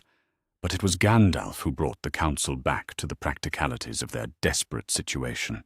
The White Wizard stood beside the great window that looked north toward the growing shadow, his staff glowing with a soft light that seemed to push back the gloom that had begun to creep even into the citadel of Gondor. "We face a power that rivals the Valar themselves," he said, turning from the window to address the assembled council. "Morgoth was the mightiest of the Ainur before his fall, and 6,000 years of hatred haven't diminished his strength. They have refined it, concentrated it into something that seeks not merely to rule, but to remake all existence according to his will. Conventional warfare is useless against such a foe." "Then what do you propose?" King Elisar asked, though the weariness in his voice suggested he already dreaded the answer. "A strike at the heart," Gandalf replied. "A small force, moving under cover of the chaos that surrounds his stronghold, to reach Angband itself, and strike at whatever physical anchor allows Morgoth to maintain his presence in the physical world. It would be a mission from which none could expect to return." The words hung in the air like the tolling of funeral bells. A suicide mission against a cosmic horror, with no guarantee of success and every certainty of death for those who attempted it. "I will lead it," Aragorn said immediately, rising from his chair with the decision already made. "I am King of Gondor and Arnor, heir to Isildur. If anyone should face this doom, let it be one who bears the blood of those who first stood against the darkness in Númenor." "And I will ride with you," Éomer declared, standing as well. "The Mark has never fled from battle, no matter how hopeless. If this is to be the last charge of the Rohirrim, then let it be a charge remembered until the ending of the world." But it was Gimli who offered the most surprising counsel. The dwarf stood slowly, his weathered hands gripping his axe with the familiarity of long years, and when he spoke, his words sent a chill through every heart present. "There are other powers sleeping in the deep places," he said, his voice heavy with reluctant knowledge. "Balrogs that have slumbered since the War of Wrath. Creatures of fire and shadow that served Morgoth in the elder days. Perhaps it is time to wake them." The suggestion was met with gasps of horror from around the chamber. To deliberately awaken Balrogs seemed like madness beyond comprehension. "Fight fire with fire," Gimli continued grimly. "If we cannot match Morgoth's power with light, perhaps we can turn his own servants against him. The Balrogs know only dominion and flame. If we could somehow direct that against their former master." "It would be like trying to control a forest fire with a torch," Legolas interjected, speaking for the first time since the council began. The elf prince had grown distant since his return from the Grey Havens, his fair features marked by knowledge that sat ill upon his immortal spirit. "But there may be another way." He reached into his pack and withdrew something wrapped in silk of silver and gold. When he unwrapped it, those present gasped at what they saw, a blade that seemed to contain starlight within its crystal structure, a sword that had been forged in Valinor itself before the darkening of the two trees. "This is Erendil's sword," Legolas said, his voice barely above a whisper. "Anguirel, the blade that wounded Morgoth in the great battle when the stars were young. The Valar have sent it back to Middle-earth, though they will not come themselves. It is one of the few weapons in all creation that can harm a power of Morgoth's magnitude." The blade seemed to sing in the dim light of the council chamber, its note so pure and clear that it brought tears to the eyes of all who heard it. Here was hope, fragile, desperate hope, but hope nonetheless. But it was the representative of the Shire who offered the wisest counsel of all. Peregrine Took, no longer the young hobbit who had looked into the Palantir of Orthanc, but a mature hobbit lord who had seen the end of the Third Age, stood to address the assembly with words that cut to the heart of their dilemma. "Begging your pardons, my lords," Pippin said, his voice carrying the practical wisdom of the little folk. "But it seems to me that we're thinking about this all wrong. We defeated the ring, not by matching its power with greater power, but by destroying the thing that gave it power. What if Morgoth's anchor in this world isn't something we need to fight, but something we need to unmake? The silence that followed was different from the despair that had greeted earlier revelations. This was the silence of minds working, of possibilities being considered that had not been thought of before. "The crown of iron," Gandalf murmured, his eyes lighting with sudden understanding. Of course, it was always the crown of iron. That is how he focuses his will, how he maintains coherence across the vast spaces between the void and the physical world. Without it, he would be dispersed again, Elrond finished, cast back into the spaces between the stars, unable to maintain physical form. "But the crown is upon his head," Prince Imrahil pointed out. "How does one approach a god to steal his crown?" "Very carefully," Pippin replied with the dry humour that had sustained the hobbits through many dark hours, and probably with a very good plan. As the council continued through the night, plans began to take shape. Desperate plans, impossible plans, but plans nonetheless. Some would lead the great evacuation to the Grey Havens, seeking to preserve what could be preserved of the free peoples. Others would march north on what all knew might be the last campaign of the free folk of Middle-earth. And a chosen few would attempt what no mortal had ever tried, to steal the crown of iron from the brow of a god and cast it into the fires from which it had been forged, regardless of the cost to themselves. Outside the windows of Minas Tirith, the northern sky burned with unnatural lights as Morgoth continued his work of remaking the world. Time was running short, and every hour brought new reports of corruption spreading southward like a plague. But in the council chamber, for the first time since the crisis began, there was something that had been absent for too long. A plan born not of desperation alone, but of hope tempered by wisdom and courage, refined by the knowledge that some things were worth any sacrifice. The Council of Despair had become something else entirely. The Council of Final Hope, where the children of Ilúvatar would prove themselves worthy of the freedom they had been given, or die in the attempt. The last alliance of the Fourth Age was about to begin. Chapter 8. The March to Angband. At Weathertop, where the ancient watchtower of Emon Sul had once stood guard over the crossroads of Eriador, the greatest army since the War of Wrath gathered beneath banners that had never been raised together in all the long years of Middle-earth's history. They came from every corner of the free lands, the Swan Knights of Dol Amroth, riding beside the horsemen of Rohan, the rangers of the north, marching alongside the men of Lebanon and Lossarnoch, the surviving warriors of Dale and Erebor, standing with the elves of Mirkwood, who had abandoned their fading realm for this final battle. Even the hobbits had sent their fighters, not many, for the Shire was a land of peace. But those who came brought with them the stubborn courage that had seen Frodo and Sam through the darkest passages of their quest. King Elisar stood upon the weathered stones of the tower's foundation, looking out over an army that numbered nearly 40,000 souls. It was not the largest force that Middle-earth had ever seen. The host of Valinor had been greater, and even some of the armies of the Second Age had surpassed it in size. But it might well be the last free army that would ever march beneath the sun, and every man, elf, and dwarf among them knew it. "Today we begin the march, from which few of us will return," Aragorn spoke, his voice carrying across the assembled host with the authority of one who had worn the crown of 2 kingdoms.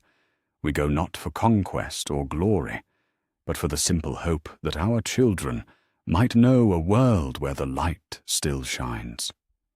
We go to face a power that shaped mountains and commanded the very elements. But we do not go as suppliants or as the conquered. We go as the free children of Ilúvatar, and that freedom is worth any price we may be asked to pay. The march began at dawn, with the rangers of Eriador leading the way along paths they had guarded for generations. But these were no longer the roads and trails that Aragorn had once known in his youth as Strider. The very landscape seemed to writhe and shift as Morgoth's influence spread southward like a cancer, corrupting everything it touched. Dirhael, captain of the Rangers, rode at the head of the scouting parties with a grim expression that had grown darker with each mile they travelled north. He had walked these paths since he was old enough to draw a bow, but now he found himself leading the army through territories that seemed to exist in multiple dimensions simultaneously. "The lone lands are changed," he reported to King Elessar as they made camp on the second night of their march. "The hills move when you're not looking at them directly. The streams flow uphill in some places, downhill in others, and sometimes they flow in circles that make no sense to any map ever drawn. My scouts report that distances are becoming unreliable. A mile marked at sunrise might be 3 miles by midday, or it might be 100 yards by sunset." But it was not just the landscape that had been corrupted by the growing presence in the north. As they moved deeper into the twisted territories, they began to encounter the survivors of settlements that had been evacuated or destroyed in the first wave of Morgoth's awakening. These refugees joined the army as irregular fighters, bringing with them tales that chilled the blood of even the most hardened veterans. From the ruins of Fornost came a band of men whose hair had turned white overnight when they witnessed the sky itself crack open above their city. From the abandoned settlements of the North Downs came farmers and craftsmen who had seen their livestock transformed into creatures of shadow and flame. From the borders of the Etten Moors came tales of stone giants walking again, but twisted now into servants of malice who sang discordant songs that made the very mountains weep tears of molten rock.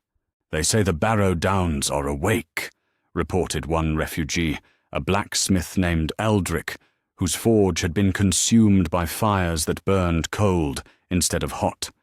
"The ancient kings have risen from their tombs, but they bring no wisdom or peace. They march in columns of spectral light, carrying weapons forged from starlight and shadow, and their war cries speak of allegiance to the darkness immortal."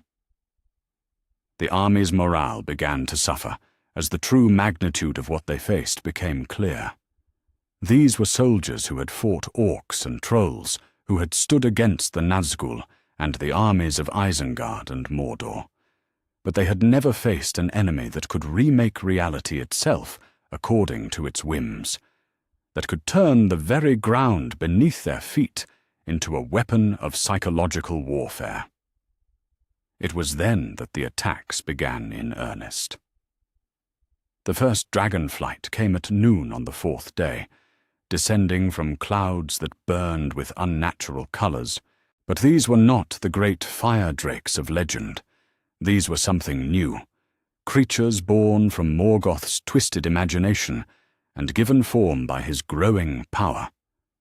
They moved like liquid shadow one moment and blazing flame the next, their roars carrying words in the black speech that spoke of the futility of hope and the inevitability of despair. The Swan Knights of Dol Amroth formed a fighting square around Prince Imrahil, their lances raised toward the sky as the shadow drakes dove toward their ranks. But conventional weapons proved useless against enemies that could shift between states of matter at will. Only when Legolas and his fellow archers began loosing arrows, blessed by the light of Erendil, did the creatures begin to fall, their death screams echoing across the corrupted landscape like the sound of breaking glass. "They test our defenses," Gandalf observed, his staff glowing with white fire as he stood at the center of the army's formation. Morgoth seeks to know the extent of our strength before committing his full power against us. We must not disappoint him with a display of weakness. The Balrog raids came at night, when the sentries strained their eyes against a darkness that seemed to move and breathe with malevolent life. These were not the great demons of the deep places, but lesser servants of flame and shadow, who struck like lightning and vanished before the army's defenders could mount an effective response. Gimli led the counterattacks against these raiders, his axe singing through the air as he and his fellow dwarves formed defensive rings around the supply wagons. The weapons of Khazad-dûm, forged in the deeps where the mountain's heart burned with its own inner fire, could wound even creatures of shadow, but the toll on the defenders was terrible. Each night brought new casualties, new faces that would not greet the dawn. "They wear us down like water wearing away stone," Eomer observed grimly, as he tended to the wounds of his horse after a particularly vicious night attack. "At this rate, we'll reach Angband with half an army, if we reach it at all." It was then that King Elessar made a decision that would be remembered in song and story until the ending of the world. As the army made camp beside the ruins of what had once been the town of Bree, he called for all the common soldiers who had shown extraordinary courage in the fighting to come before him. There was Samwise Gamgee's nephew, a young hobbit named Robin, who had slain a shadow drake with nothing but a farming tool and stubborn courage. There was Bregolas, a shepherd from Rohan, who had held a bridge single-handedly against 3 Balrog raiders.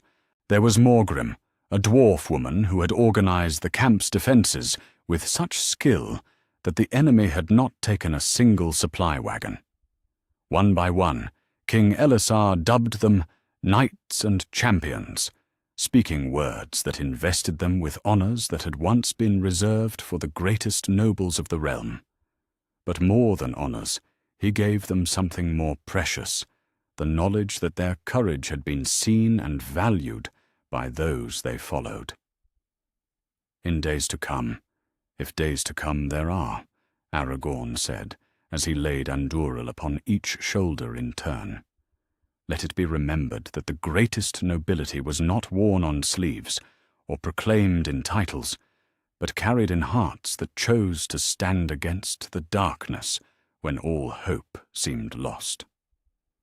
The ceremony did more to restore morale than any speech could have accomplished.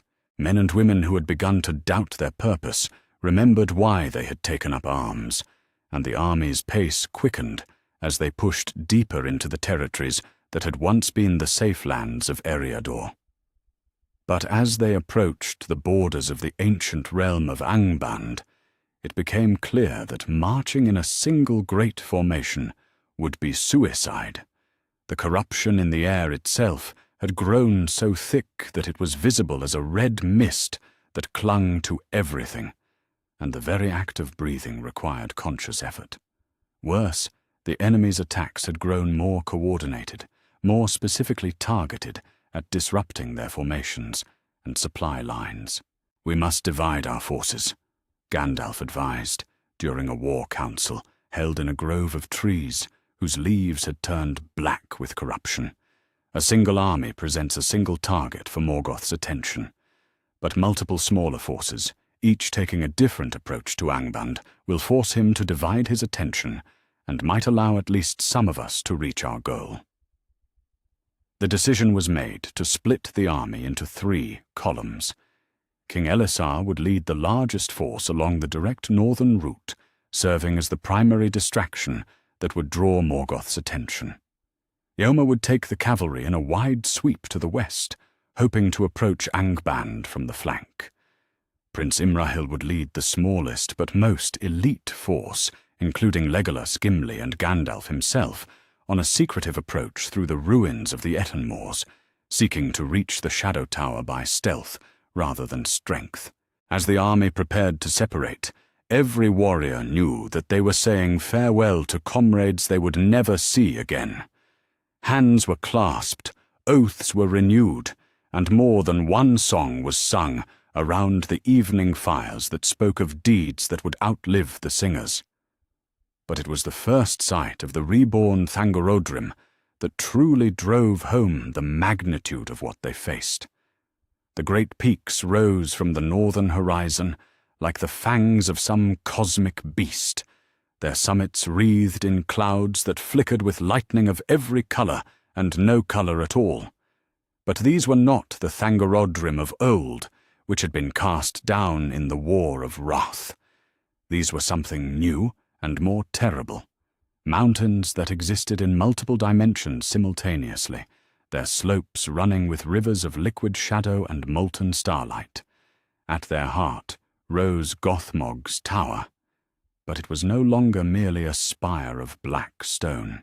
It had become something that the mind could barely process, a structure that seemed to extend infinitely upward into dimensions that mortal eyes could not follow. Its walls carved with symbols that moved and shifted like living things, speaking of mathematical truths that could drive a man mad with their implications. And from the highest visible spire of that impossible tower came a sound that no mortal had heard since the music of creation. The voice of Morgoth himself, singing a counter-melody to the theme that had shaped the world, seeking to unmake and remake all existence according to his vision of absolute dominion. "By the Valar," whispered one of the rangers, a veteran who had faced Nazgul and cave trolls without flinching. "How do we assault something that exists in more dimensions than we can see?" But even as despair threatened to overwhelm the army, King Elisar's voice rang out clear and strong, carrying the authority of Numenor and the courage of all the kings who had stood against the darkness in ages past. "We assault it one step at a time," he declared, raising Andúril so that its blade caught the last rays of the setting sun. "We assault it with the strength of our arms and the fire in our hearts. We assault it because the alternative is to surrender everything we have ever loved to the dominion of shadow. And we assault it because we are the children of the light, and the light does not yield to darkness without a fight that shakes the very foundations of creation." The march to Angband would continue. Whatever horrors awaited them in the shadow of the impossible mountains, they would face them with courage, undimmed, and hope unbroken. For they were the last free army of Middle-earth, and they would not go gentle into that final night. Chapter 9. The Siege of Shadow. The siege of Angband began not with the clash of steel on stone, but with the terrible realization that they were trying to assault something that existed beyond the normal bounds of reality itself. King Elisar's main force had taken position on what had once been the plain of Anfoglith, where the greatest battles of the First Age had raged between the hosts of elves and men and the endless legions of Morgoth's darkness. But that ancient battlefield bore no resemblance to the maps drawn by the lore-masters of Rivendell. The ground itself writhed and shifted like a living thing, composed not of earth and stone, but of crystallized malice that cut the feet of any who dared walk upon it. Above them loomed the impossible architecture of the new Angband, its walls rising into dimensions that mortal eyes could not follow. The siege engines that the army had dragged across hundreds of miles of corrupted landscape, great catapults and ballistas crafted by the finest engineers of Gondor and Rohan, stood silent and useless before fortifications that seemed to exist in multiple realities simultaneously. "My lord," reported Captain Burgil of the engineers, his face pale with the strain of trying to comprehend what lay before them, "the walls. They're not really walls as we understand them. Our stones pass through them in some places, bounce off empty air in others. It's as if the fortress exists in several different versions of the world all at once, and we can only see fragments of any one of them. But even as conventional siegecraft proved futile, the commanders of the Free Peoples refused to abandon their assault. Prince Imrahil rode forward from his position with the elite strike force, the banner of the Silver Swan streaming behind him as he surveyed the nightmare landscape that surrounded Morgoth's stronghold. "If we cannot breach the walls with engines," the prince declared, his voice carrying the iron resolve that had seen Dol Amroth through 1,000 years of coastal wars, "then we shall breach them with courage and the strength of our charge. Signal Eoma, it is time for the cavalry to earn its glory." The horn of Rohan sounded across the corrupted battlefield, its clear note somehow cutting through the oppressive atmosphere that pressed down upon the army like a weight of lead.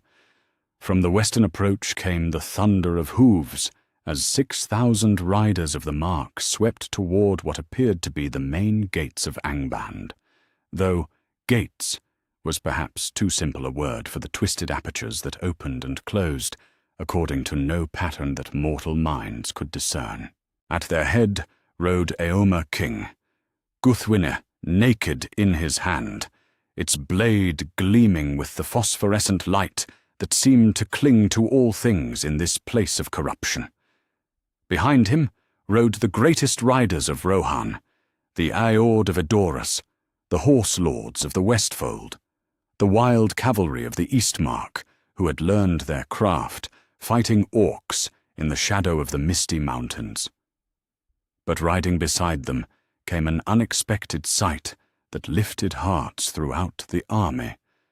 Prince Imrahil's swan knights, their bright mail gleaming like starlight on water, their long lances couched for the charge. The cavalry of Dol Amroth had left their ships and their sea walls to ride alongside the horsemen of Rohan in what might be the last great charge of the Age of Men. "Death!" cried Eoma, and 6,000 voices answered him as one. "Death for the servants of Shadow! Death for the enemies of the free!" The charge struck the gates of Angband like a thunderbolt hurled by the Valar themselves. For a moment, just one glorious, impossible moment, it seemed as if courage alone might be enough to breach even the defenses of a god. Lances pierced through barriers of shadow and malice, swords bit deep into walls of crystallized despair, and the war cries of free men echoed through dimensions that had known only the sound of lamentation for 6,000 years. But then reality reasserted itself with crushing finality. The gates, which had seemed solid enough to receive their charge, suddenly became insubstantial as mist.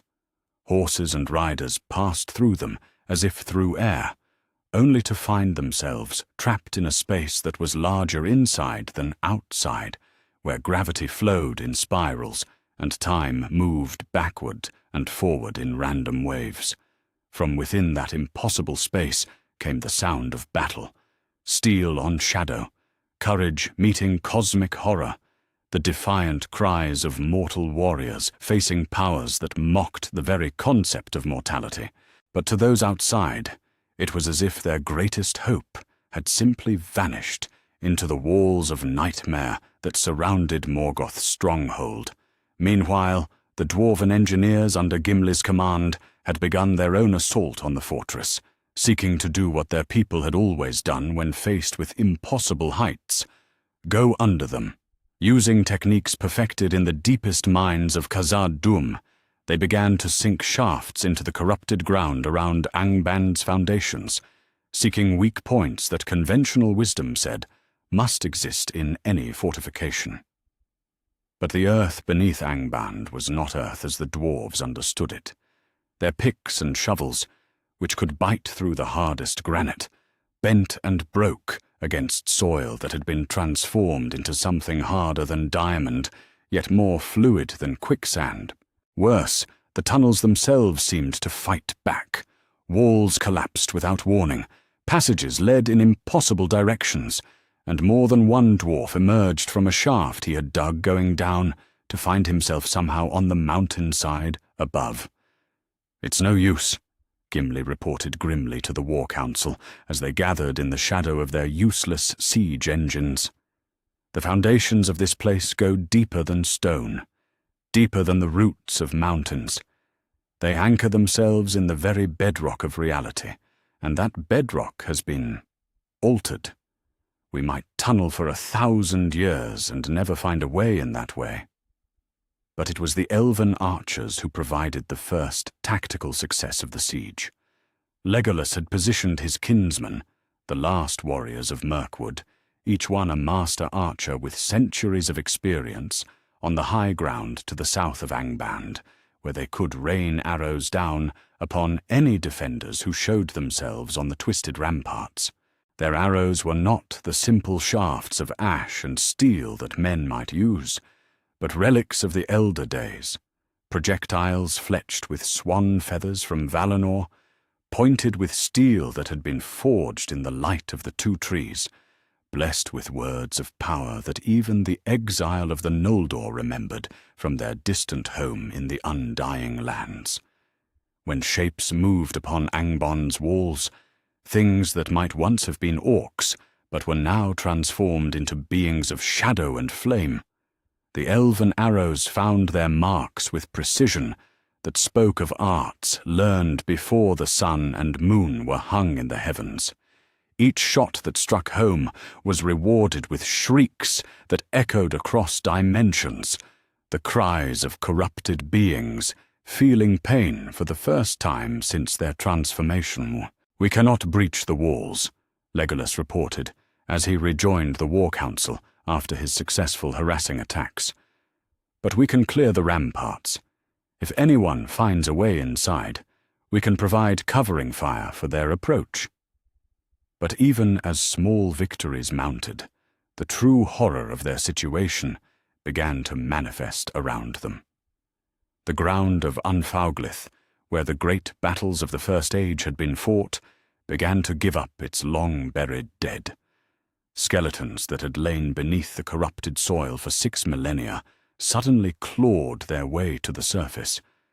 But these were not the familiar undead of Barrow Wights or the Nazgul.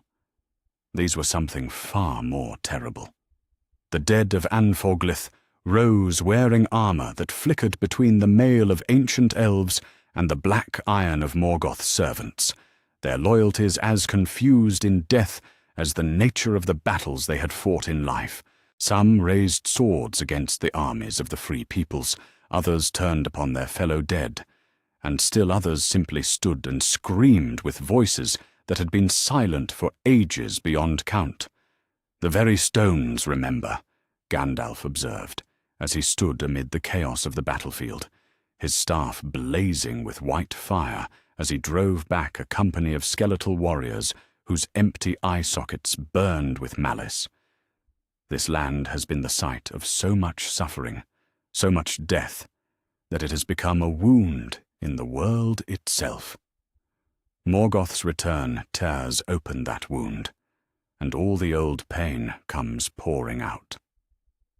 It was in the midst of this supernatural chaos that the most unexpected confrontation of the siege took place. King Elisar, leading a sortie to rescue a company of Gondorian soldiers who had become surrounded by the risen dead, found himself face to face with a figure that should not have existed.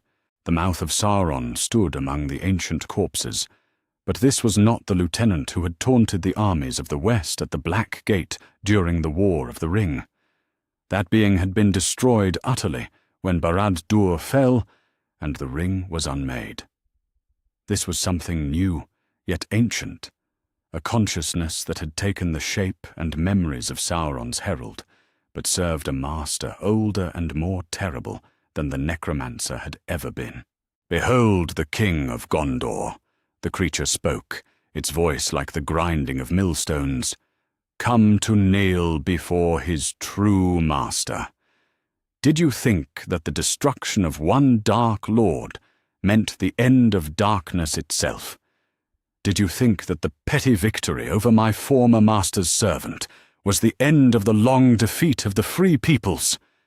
Andúril rang from its sheath as Aragorn drew the blade that had been broken and reforged, the sword that had cut the ring from Sauron's hand in the distant past, and had served the kings of Gondor through all the long years of watching and waiting.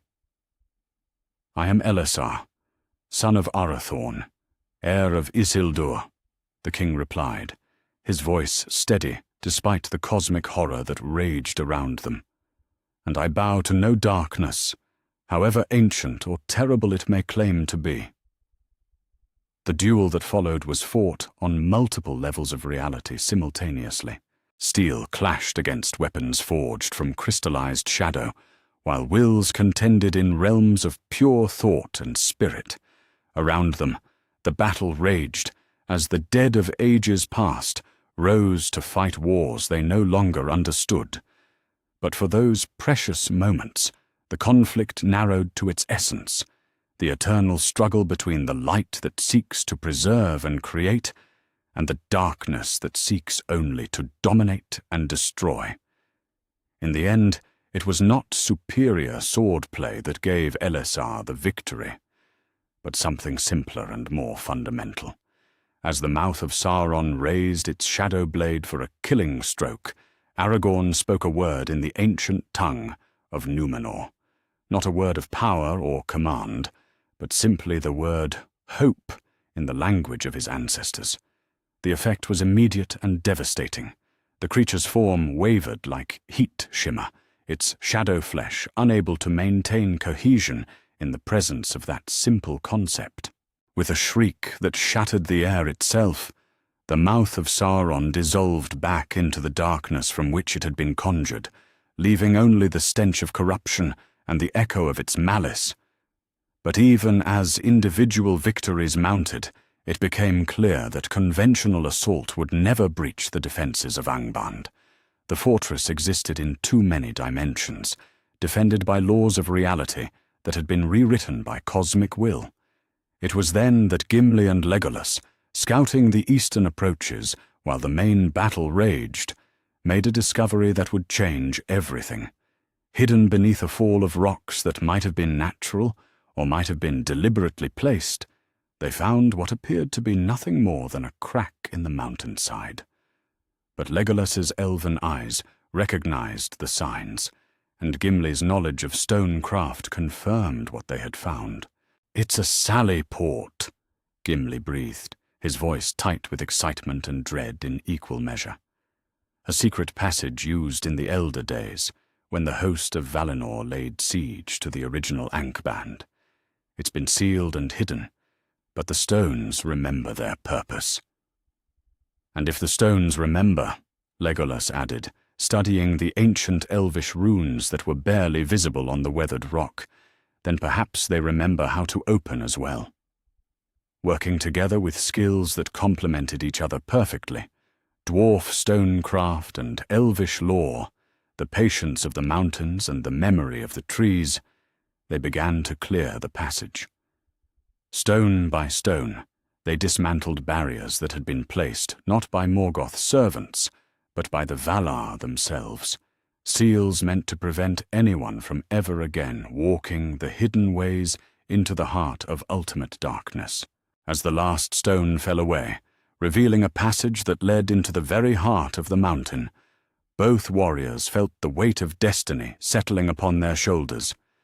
Behind them, the great battle raged as reality continued to decay around Morgoth's growing presence. Ahead lay a path that few mortals had ever walked, and none had walked since the world was young. "Well, Master Elf," Gimli said, hefting his axe with the grim satisfaction of a warrior who had found his true purpose at last. "It seems we have a choice before us. We can stay here and fight a battle that cannot be won, or we can take this passage and attempt something that has never been tried." Legolas nocked an arrow to his bow, the steel point gleaming with the last light of Erendil's star that still shone in the darkening sky. "Then let us choose the impossible," the elf replied. "For if this day has taught us anything, It is that the possible has already failed us utterly." Together they stepped into the darkness of the secret passage, leaving behind the chaos of the siege for the unknown perils that lay within Angband itself. Behind them, the battle continued to rage, reality continued to fracture, and the armies of the free peoples continued their hopeless but heroic struggle against the servants of ultimate darkness. But now, for the first time since the siege began, there was a chance, however small, however desperate, that someone might reach the heart of Morgoth's stronghold and attempt what no mortal had ever dared to try. The Siege of Shadow had become something more than a military operation. It had become the first step toward the impossible. Chapter 10. The Heart of Darkness. The secret passages of Angband had not been walked by mortal feet since the War of Wrath, and they remembered every footstep that had ever echoed in their depths. King Elisar moved through the ancient tunnels with the caution of one who had spent years as a ranger in the wild places of the world, but even his experience had not prepared him for corridors that existed in multiple dimensions simultaneously. Behind him came the most unlikely fellowship that Middle-earth had ever seen. Gimli with his axe gleaming in the phosphorescent light that seeped from the walls, Legolas with an arrow nocked and ready, and most surprisingly, Éomer King of Rohan. The Horse Lord had found his way to them through a miracle that spoke of the strange nature of Angband's interior spaces. When his cavalry charge had penetrated the gates only to become trapped in the impossible geometries within, most of the Rohirrim had been lost in dimensions that mortal minds could not navigate. But Éomer had followed the sound of his own war horn, echoing through corridors that should not have existed, and by luck or fate had emerged from a passage just as the others were beginning their infiltration. "The men are scattered through spaces I cannot name," he had reported grimly as he joined their desperate mission. "Some I can hear calling, but their voices come from directions that have no meaning in any world I know. I pray they find each other, but I cannot help them now. The mission comes before all else." In the king's hands gleamed Andúril, while Legolas bore the ancient sword Anguirel that had once wounded Morgoth in the music of creation. Éomer carried not only Guthwiner, but also one of the elven blades of Gondolin, its crystal edge humming with power that had been forged in the light of the two trees. Each weapon represented hope beyond measure, yet all who carried them knew that mortal steel, however blessed, might prove inadequate against a being who had shaped the very foundations of the world. The passages grew stranger as they descended into the heart of the mountain. The walls were carved with symbols that seemed to move when viewed directly, telling stories of the creation and corruption of the world in languages that predated the awakening of the elves. The very air grew thick with malice, so concentrated that each breath required conscious effort, and more than once they had to stop as reality rippled around them like water disturbed by a stone. "The architecture makes no sense," Gimli muttered, as they navigated a staircase that somehow led both up and down simultaneously. "These passages were built according to principles of engineering that I cannot fathom. It's as if someone took the natural laws of construction and rewrote them according to their own will." "That is exactly what happened," Legolas replied quietly, his elven eyes reading meanings in the stone that escaped his companions. "This fortress was not built. It was willed into existence by Morgoth himself. Every stone reflects his consciousness. Every passage is shaped by his malice. We walk not through a building, but through the externalized thoughts of a cosmic evil." It was as they reached what appeared to be the first great hall within the mountain that they encountered the guardians that had been set to protect the inner sanctum. These were not orcs or balrogs or any of the twisted creatures that served the Dark Lord in the outer world. These were beings that predated the sun and moon, entities of pure shadow and hunger that had been Morgoth's first servants in the void before creation began. They moved like liquid darkness, yet struck with the force of falling mountains.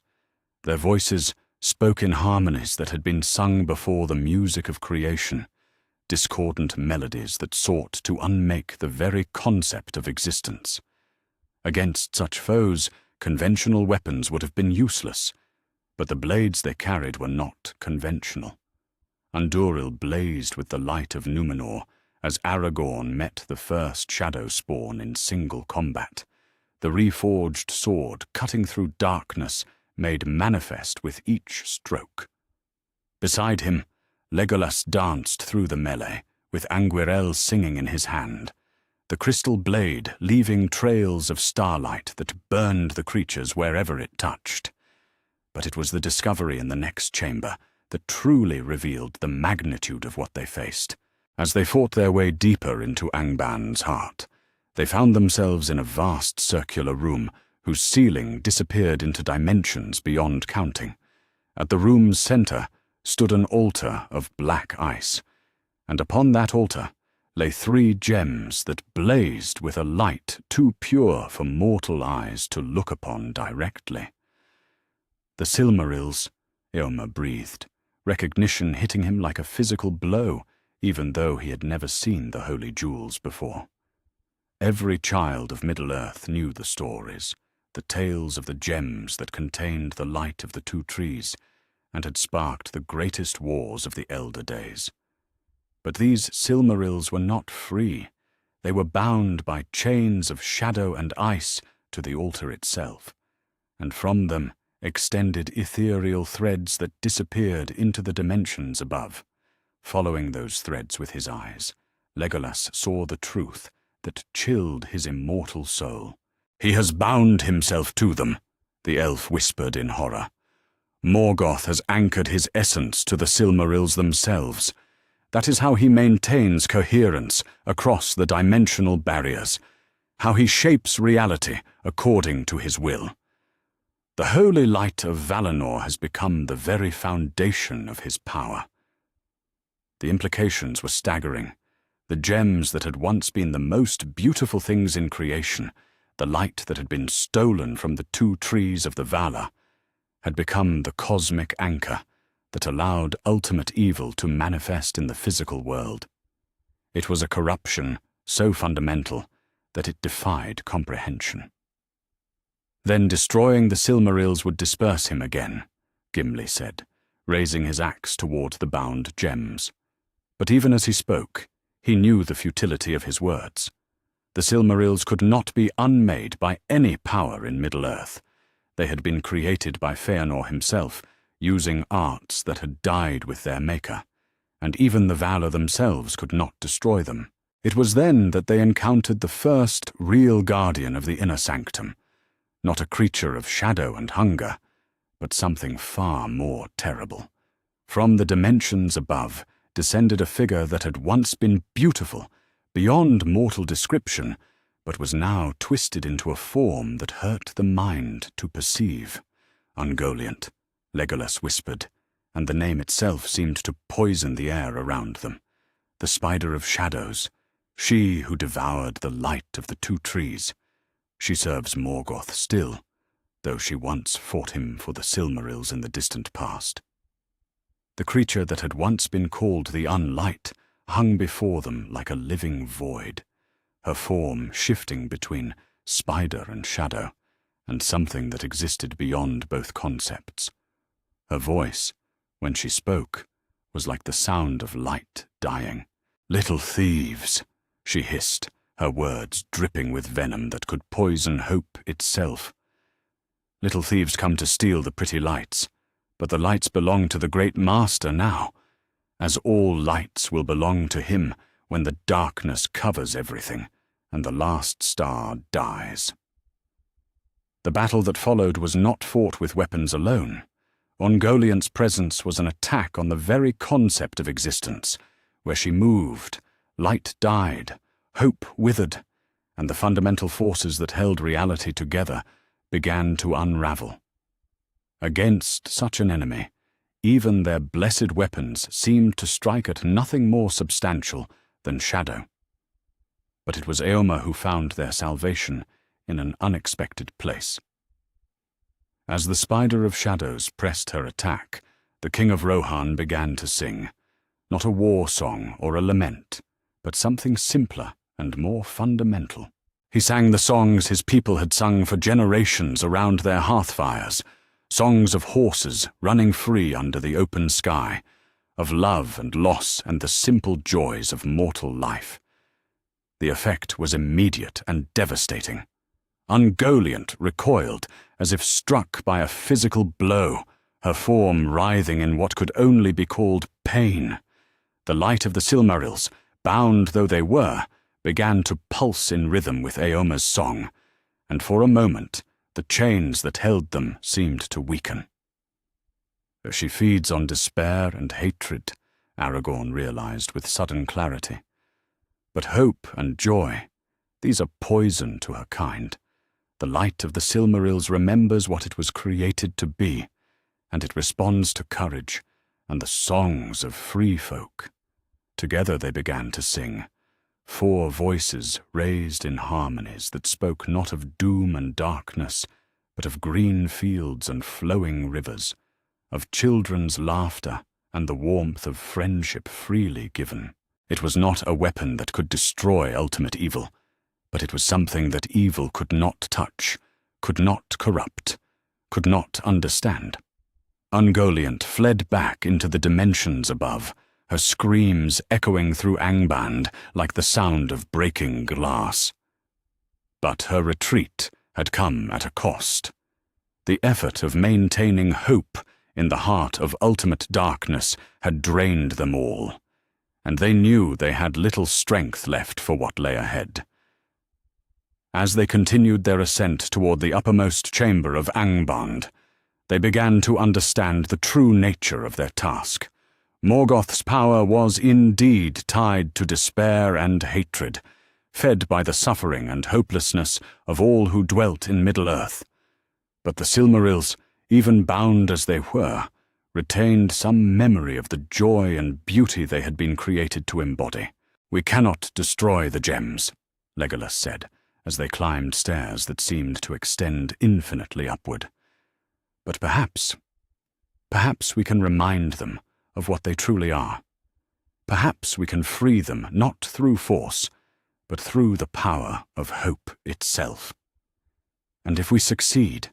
Gimli asked, though he already knew the answer. "Then Morgoth loses his anchor in the physical world," Aragorn replied. "He would be dispersed back into the void, but the process would destroy anyone too close to the Silmarils when they break free of their bonds." The implication hung in the air like a funeral shroud. To succeed in their mission, someone would have to remain with the Silmarils as they blazed forth with the unbound light of Valinor. Someone would have to make the ultimate sacrifice, trading their life for the hope that Middle-earth might know peace once more.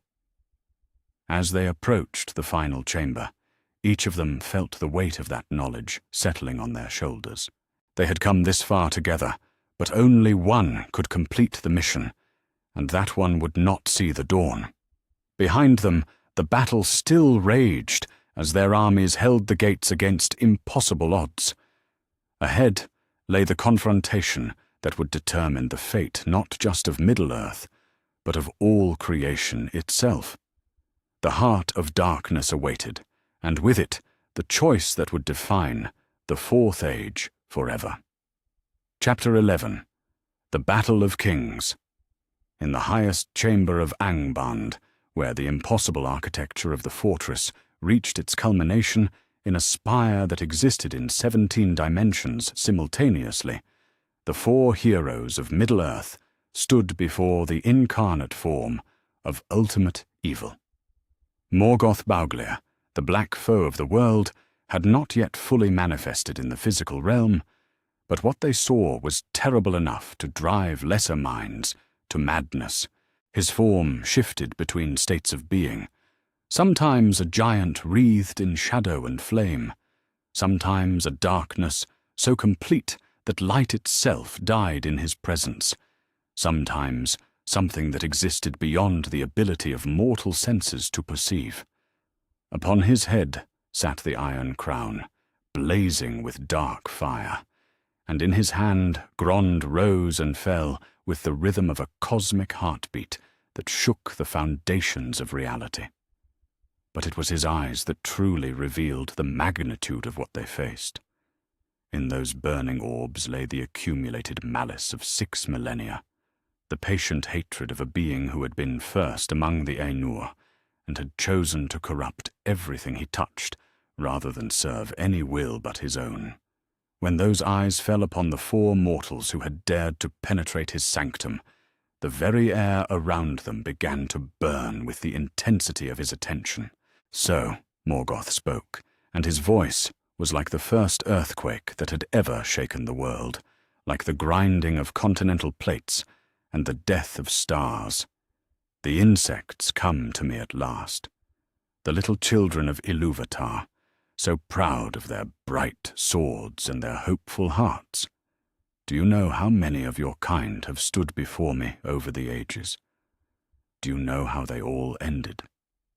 King Elisar stepped forward, Andúril blazing in his hand like a fragment of the sun itself.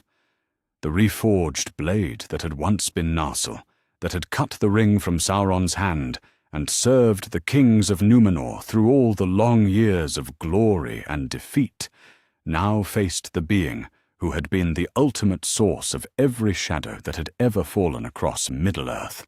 I am Elisar tel Contar, son of Orathorn, heir of Isildur, king of Gondor and Arnor, Aragorn declared, his voice steady despite the cosmic horror that pressed against his mind like a weight beyond bearing. And I have come to finish what my ancestors began, to stand against the darkness and prove that the light cannot be extinguished by any power, however ancient or terrible. Morgoth's laughter shook the chamber, and where it touched the walls, the very stone began to weep tears of molten metal. Your ancestors, the Dark Lord mused, his voice dripping with contempt that had fermented for millennia. Yes, I remember them well. I remember the kings of Númenor, so proud in their sailing ships, so certain of their righteousness.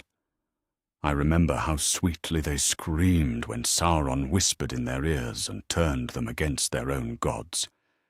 I remember how their island burned when the Valar's wrath fell upon them for their folly.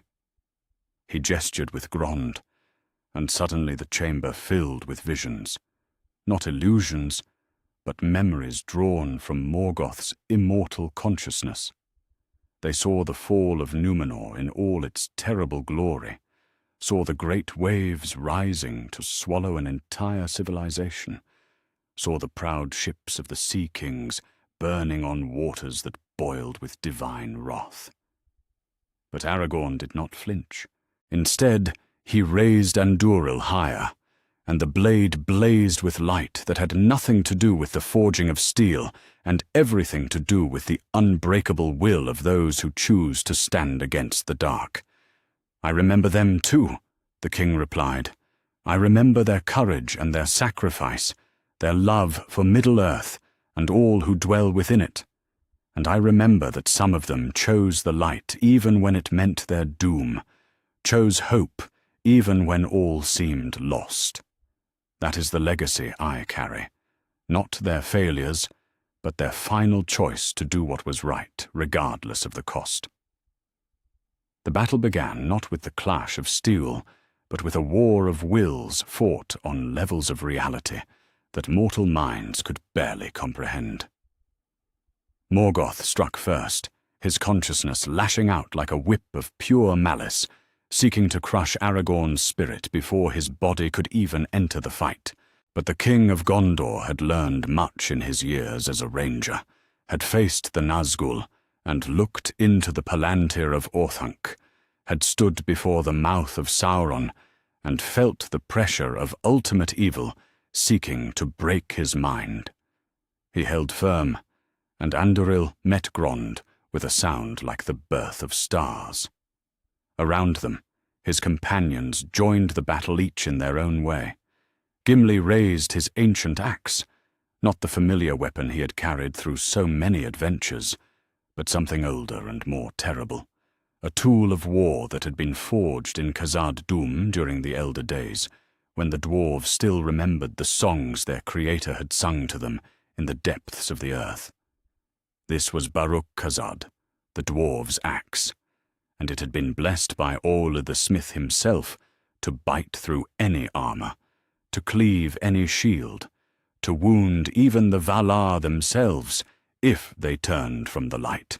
The axe bit deep into Morgoth's shadowy flesh, and for the first time in 6 millennia, the Dark Lord felt pain.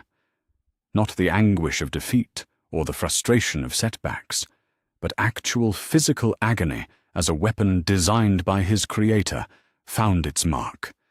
His roar of rage and surprise shattered the windows of dimensions that existed beyond the normal 3, and reality itself rippled like water disturbed by a stone. Legolas danced around the edges of the battle, loosing arrow after arrow from his bow. But these were not the simple shafts of ash and steel that he had carried through the War of the Ring. These were the last arrows ever crafted in Valinor, projectiles that had been fletched with feathers from the eagles of Manwë, and pointed with steel that had been cooled in the light of Telperion itself. Each shot that found its mark burned Morgoth like liquid starlight, eating into his form and forcing him to expend ever more power to maintain coherence. But it was Éomer who provided the crucial moment that turned the tide of battle. The King of Rohan had been circling the combat, seeking an opening, when he saw his chance. As Morgoth raised Grond for a blow that would have shattered Aragorn's guard and ended the fight, Éomer charged. He came not with Guthvine, but on foot, wielding the crystal blade of Gondolin that had been entrusted to his care. His war cry echoed through the chamber, not death, as his people had shouted on so many battlefields, but something older and more primal, the sound that free men make when they choose to stand against tyranny, regardless of the odds. The blade took Morgoth in the side, slicing through shadow and flame to bite into whatever substance passed for flesh in the Dark Lord's cosmic form. The wound was not mortal. Nothing mortal could truly kill a Valar, however fallen, but it disrupted his concentration at the crucial moment, causing the killing blow to go wide. That was when they learned the true secret of their battle. As the 4 heroes fought in perfect coordination, their will and courage combining into something greater than the sum of its parts, the Silmarils began to respond. The holy jewels that had been bound by chains of shadow and malice for so long started to remember what they had been created to be. Light began to seep from their bonds, not the corrupted radiance that Morgoth had twisted to his purpose, but the pure illumination of the 2 trees, the light that had shone in Valinor before the world knew shadow. Impossible, Morgoth snarled, and for the first time there was uncertainty in his voice, a note of something that might almost have been fear. The gems are mine by right of conquest. I took them, I bound them, I made them the foundation of my power. They cannot reject me. I am their master. But even as he spoke, the bonds that held the Silmarils grew weaker. The light of Valinor was remembering itself, responding not to force or domination, but to the freely offered sacrifice of those who fought for others rather than themselves. It was then that the cost of victory became clear. "One of us must remain," Aragorn said, his voice heavy with the knowledge that no leader should ever have to bear. "When the Silmarils break free of their bonds, they will blaze forth with the undiminished light of creation. Whoever is here when that happens will burn, not die, but burn away completely, becoming part of the light itself. The four heroes looked at each other, and in that moment, each saw the same resolve reflected in the other's eyes. Each was prepared to make the ultimate sacrifice, to trade his life for the hope that Middle-earth might know peace once more. "I am the king," Aragorn said simply. "The duty is mine." "I am the eldest," Gimli replied. "I have lived the longest and seen the most. Let the young inherit the world we make possible." "I am immortal," Legolas countered. "Of all of us, I am the most likely to survive the transition. The light of Valinor calls to my blood. Perhaps I can endure what would destroy mortals." But it was Eomer who ended the debate with words that would be remembered until the ending of days. "We are all kings here," he said, his voice carrying the simple dignity of the horse lords who had never sought dominion over others, but had always been ready to die for those they loved. "We are all royal in the only way that truly matters. We have chosen to serve something greater than ourselves. And if royal blood is what this requires, then royal blood is what it shall have." Even as they spoke, Morgoth was gathering his power for one final assault, seeking to destroy them before the Silmarils could complete their awakening. The Dark Lord's form began to expand, to fill dimensions beyond counting, his voice rising in a song that sought to counter the music of creation itself. But the heroes of Middle-earth had made their choice. Together they raised their weapons, Andúril blazing like a star, Baruch-Khazad humming with the deep music of the earth, the crystal blade singing with the voices of Gondolin's fallen defenders, and the arrows of Valinor trailing light like comets across the impossible sky of the chamber. Together they struck at the bonds that held the Silmarils, not seeking to destroy the gems but to free them, to remind them of what they truly were beneath all the corruption and shadow. And together they prepared to pay the price that only kings, true kings who serve their people unto death, could pay. The light of the two trees began to build toward its moment of release, and in that growing radiance, the fate of Middle-earth hung in the balance. The Battle of Kings had become something more than a fight between good and evil.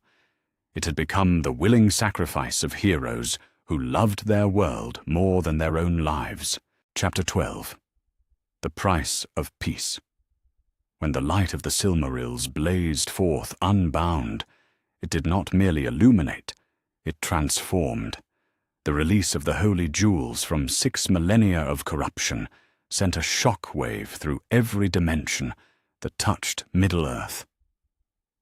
In the highest chamber of Angband, where 4 kings had made the choice that heroes make when all other choices have been exhausted, the light built to a crescendo that rewrote the fundamental laws of reality in that space. Morgoth's scream of rage and anguish echoed across the cosmic void as his anchor in the physical world was severed.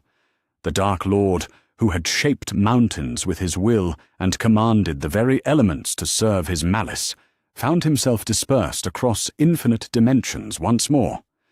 Not destroyed, for even the light of Valinor could not unmake one of the Ainur, but bound by chains forged from willing sacrifice and royal blood shed in service to others. But the victory came at a price that would echo through the ages. Where the 4 heroes had stood, there was now only light, not the harsh radiance of fire or lightning, but something deeper and more fundamental, the light that existed before the sun and moon were hung in the heavens. Aragorn, Gimli, Legolas, and Eomer had not died in the conventional sense. They had become part of the illumination itself, their courage and sacrifice transmuted into the eternal barriers that would ensure Morgoth could never again find purchase in the world of the living. Prince Faramir was among the first to enter the ruined chamber when the cosmic storm finally subsided. The Prince of Ithilien had led the survivors of the siege through passages that no longer obeyed the normal laws of space and time, following the fading echoes of battle through corridors that shifted and changed with each step. What he found in that highest spire defied description. A room filled with light that sang with voices he almost recognized, walls carved with new symbols that told the story of sacrifice freely given. The Silmarils were gone, their purpose fulfilled, their light now woven into the very fabric of creation to form barriers that would hold until the ending of the world. Where they had lain chained upon the altar of black ice, 4 crowns now rested, simple circlets of mithril and starlight that bore the names of the heroes who had given everything for the chance that others might live in peace. "They are gone," Faramir whispered to the survivors who gathered in the transformed chamber. Rangers and Rohirrim, swan knights and men of Dale, dwarves and elves who had somehow found their way through Angband's collapsing geometries. But they are not lost. They have become something greater than kings. They have become the guardians between the light and the dark, the eternal watchers who will stand guard at the boundaries of existence until the music ends and begins anew. The news of the victory spread across Middle-earth like wildfire, but it was a triumph that tasted of ashes in the mouth. Morgoth was bound, the immediate threat was ended, but the cost had been the lives of those who had led the free peoples through their darkest hour. The age of heroes was over, and what remained was a world that had been forever changed by the cosmic battle that had raged at its heart. The physical transformation of Middle-earth was immediately apparent to any who had eyes to see. The northern wastes, where Angband had stood, were now a region of impossible beauty. Crystal spires that sang with the wind, streams that flowed with water that glowed softly in the darkness, forests where the trees bore leaves of silver and gold. But it was beauty that mortal eyes could barely perceive, landscapes that existed partially in other dimensions, forever marking the place where ultimate evil had been bound by ultimate sacrifice. More profound still were the changes in the peoples themselves. The elves, who had lingered in Middle-earth for so long as guardians against the return of the darkness, now felt the call of the sea with irresistible force. Their guardianship was ended, their purpose fulfilled, and the ships at the Grey Havens prepared for the final departures that would empty the elder Day's children from the world of mortal folk. Thranduil was among the first to take ship, leading the remnant of his people westward with a mixture of sorrow and relief. "The long watch is ended," he said to those who came to bid him farewell. "The trees will remember us, and the stars will sing our names. But Middle-earth belongs now to those who were born to inherit it. We have done what we came here to do." The dwarves' response to the new world was characteristically practical and definitive. King Thorin III, who had survived the dragon siege of Erebor through courage and cunning, sent word to all the dwarf kingdoms that the time had come to seal the deep places forever. The hammering from beneath the mountains had stopped with Morgoth's binding, but the memory of what had stirred in the darkness was too fresh, too terrible to ignore. "We will seal ourselves in," declared the king, under the mountain, as he addressed the great assembly of dwarf lords in the halls of Erebor. "We will tend our forges and our mines. We will craft beautiful things, and remember the songs our fathers sang. But we will trouble the outside world no more, and it will trouble us no more. Let the big folk rule the surface. The deep places belong to the children of Orlais alone." One by one, the great dwarf roads were sealed, the trading posts abandoned, the mountain halls closed to all outsiders. Within a year, it was as if the dwarves had never existed, though sometimes travelers passing through the mountains claimed to hear the sound of hammers ringing in the deep places, and the echo of voices raised in songs that spoke of glories beyond the reach of time. But it was the transformation of the kingdoms of men that would prove most significant for the age that was dawning. With their kings gone and their greatest heroes departed into legend, the common folk found themselves faced with a choice that would define the character of the Fourth Age. They could despair at the loss of those who had led them, or they could prove themselves worthy of the sacrifice that had been made in their name. In Gondor, the choice was made quickly and with surprising unanimity. The stewards, who had ruled in the absence of kings for so many generations, stepped forward once more to take up the burden of leadership. But this time, they were joined by representatives chosen from every corner of the realm, captains who had proven themselves in battle, craftsmen who had kept the kingdom functioning while armies marched, farmers who had fed the people when the world seemed to be ending. Prince Faramir, as the last of the great leaders who had survived the final battle, was offered the crown that Aragorn had worn, but he declined with words that became the foundation of the new age. "I was not born to be a king," he said, before the assembled lords and commons of Gondor. "I was born to serve, and I will continue to serve. But I will serve a realm where kingship is earned by wisdom and service, not inherited by blood. Let us rule ourselves as free folk should, by choosing leaders for their virtue, not their lineage." The council that was established in Minas Tirith became the model for governance throughout the former kingdoms of the West. In Rohan, where the loss of Eomer was felt most keenly, the Riddermark chose to be led by a body of horse lords selected for their wisdom and courage rather than their royal blood. In Dale, the merchants and craftsmen who had rebuilt the city after Smaug's destruction took up the task of governing themselves with the practical efficiency that had made them prosperous. Even in the Shire, where the hobbits had always governed themselves with a minimum of fuss and ceremony, the changes were felt. The mayor and the Tyne found their roles expanded as representatives of the little folk in a larger world, where the voices of common people suddenly carried more weight than the commands of distant nobles. The new age that dawned in Middle-earth was one without heroes in the old sense. No kings whose bloodlines traced back to Númenor. No elves whose memories reached back to the Two Trees. No wizards whose power derived from the Valar themselves. Instead, it was an age of ordinary people who had learned that courage was not the province of the mighty alone, that wisdom could be found in the humblest cottage as well as the highest tower. But the memory of those who had paid the ultimate price was not forgotten. In every city and town, in every village and hamlet, shrines were built where the four crowns were displayed, not as symbols of royal power, but as reminders of what true leadership meant.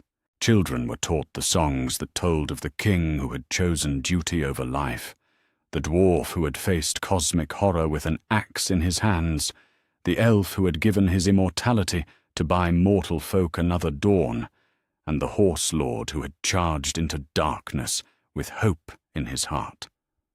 On the anniversary of the binding of Morgoth, the people of Middle-earth would gather at these shrines and speak the words that had become the foundation of their new world. They ruled us not by right of birth, but by right of sacrifice.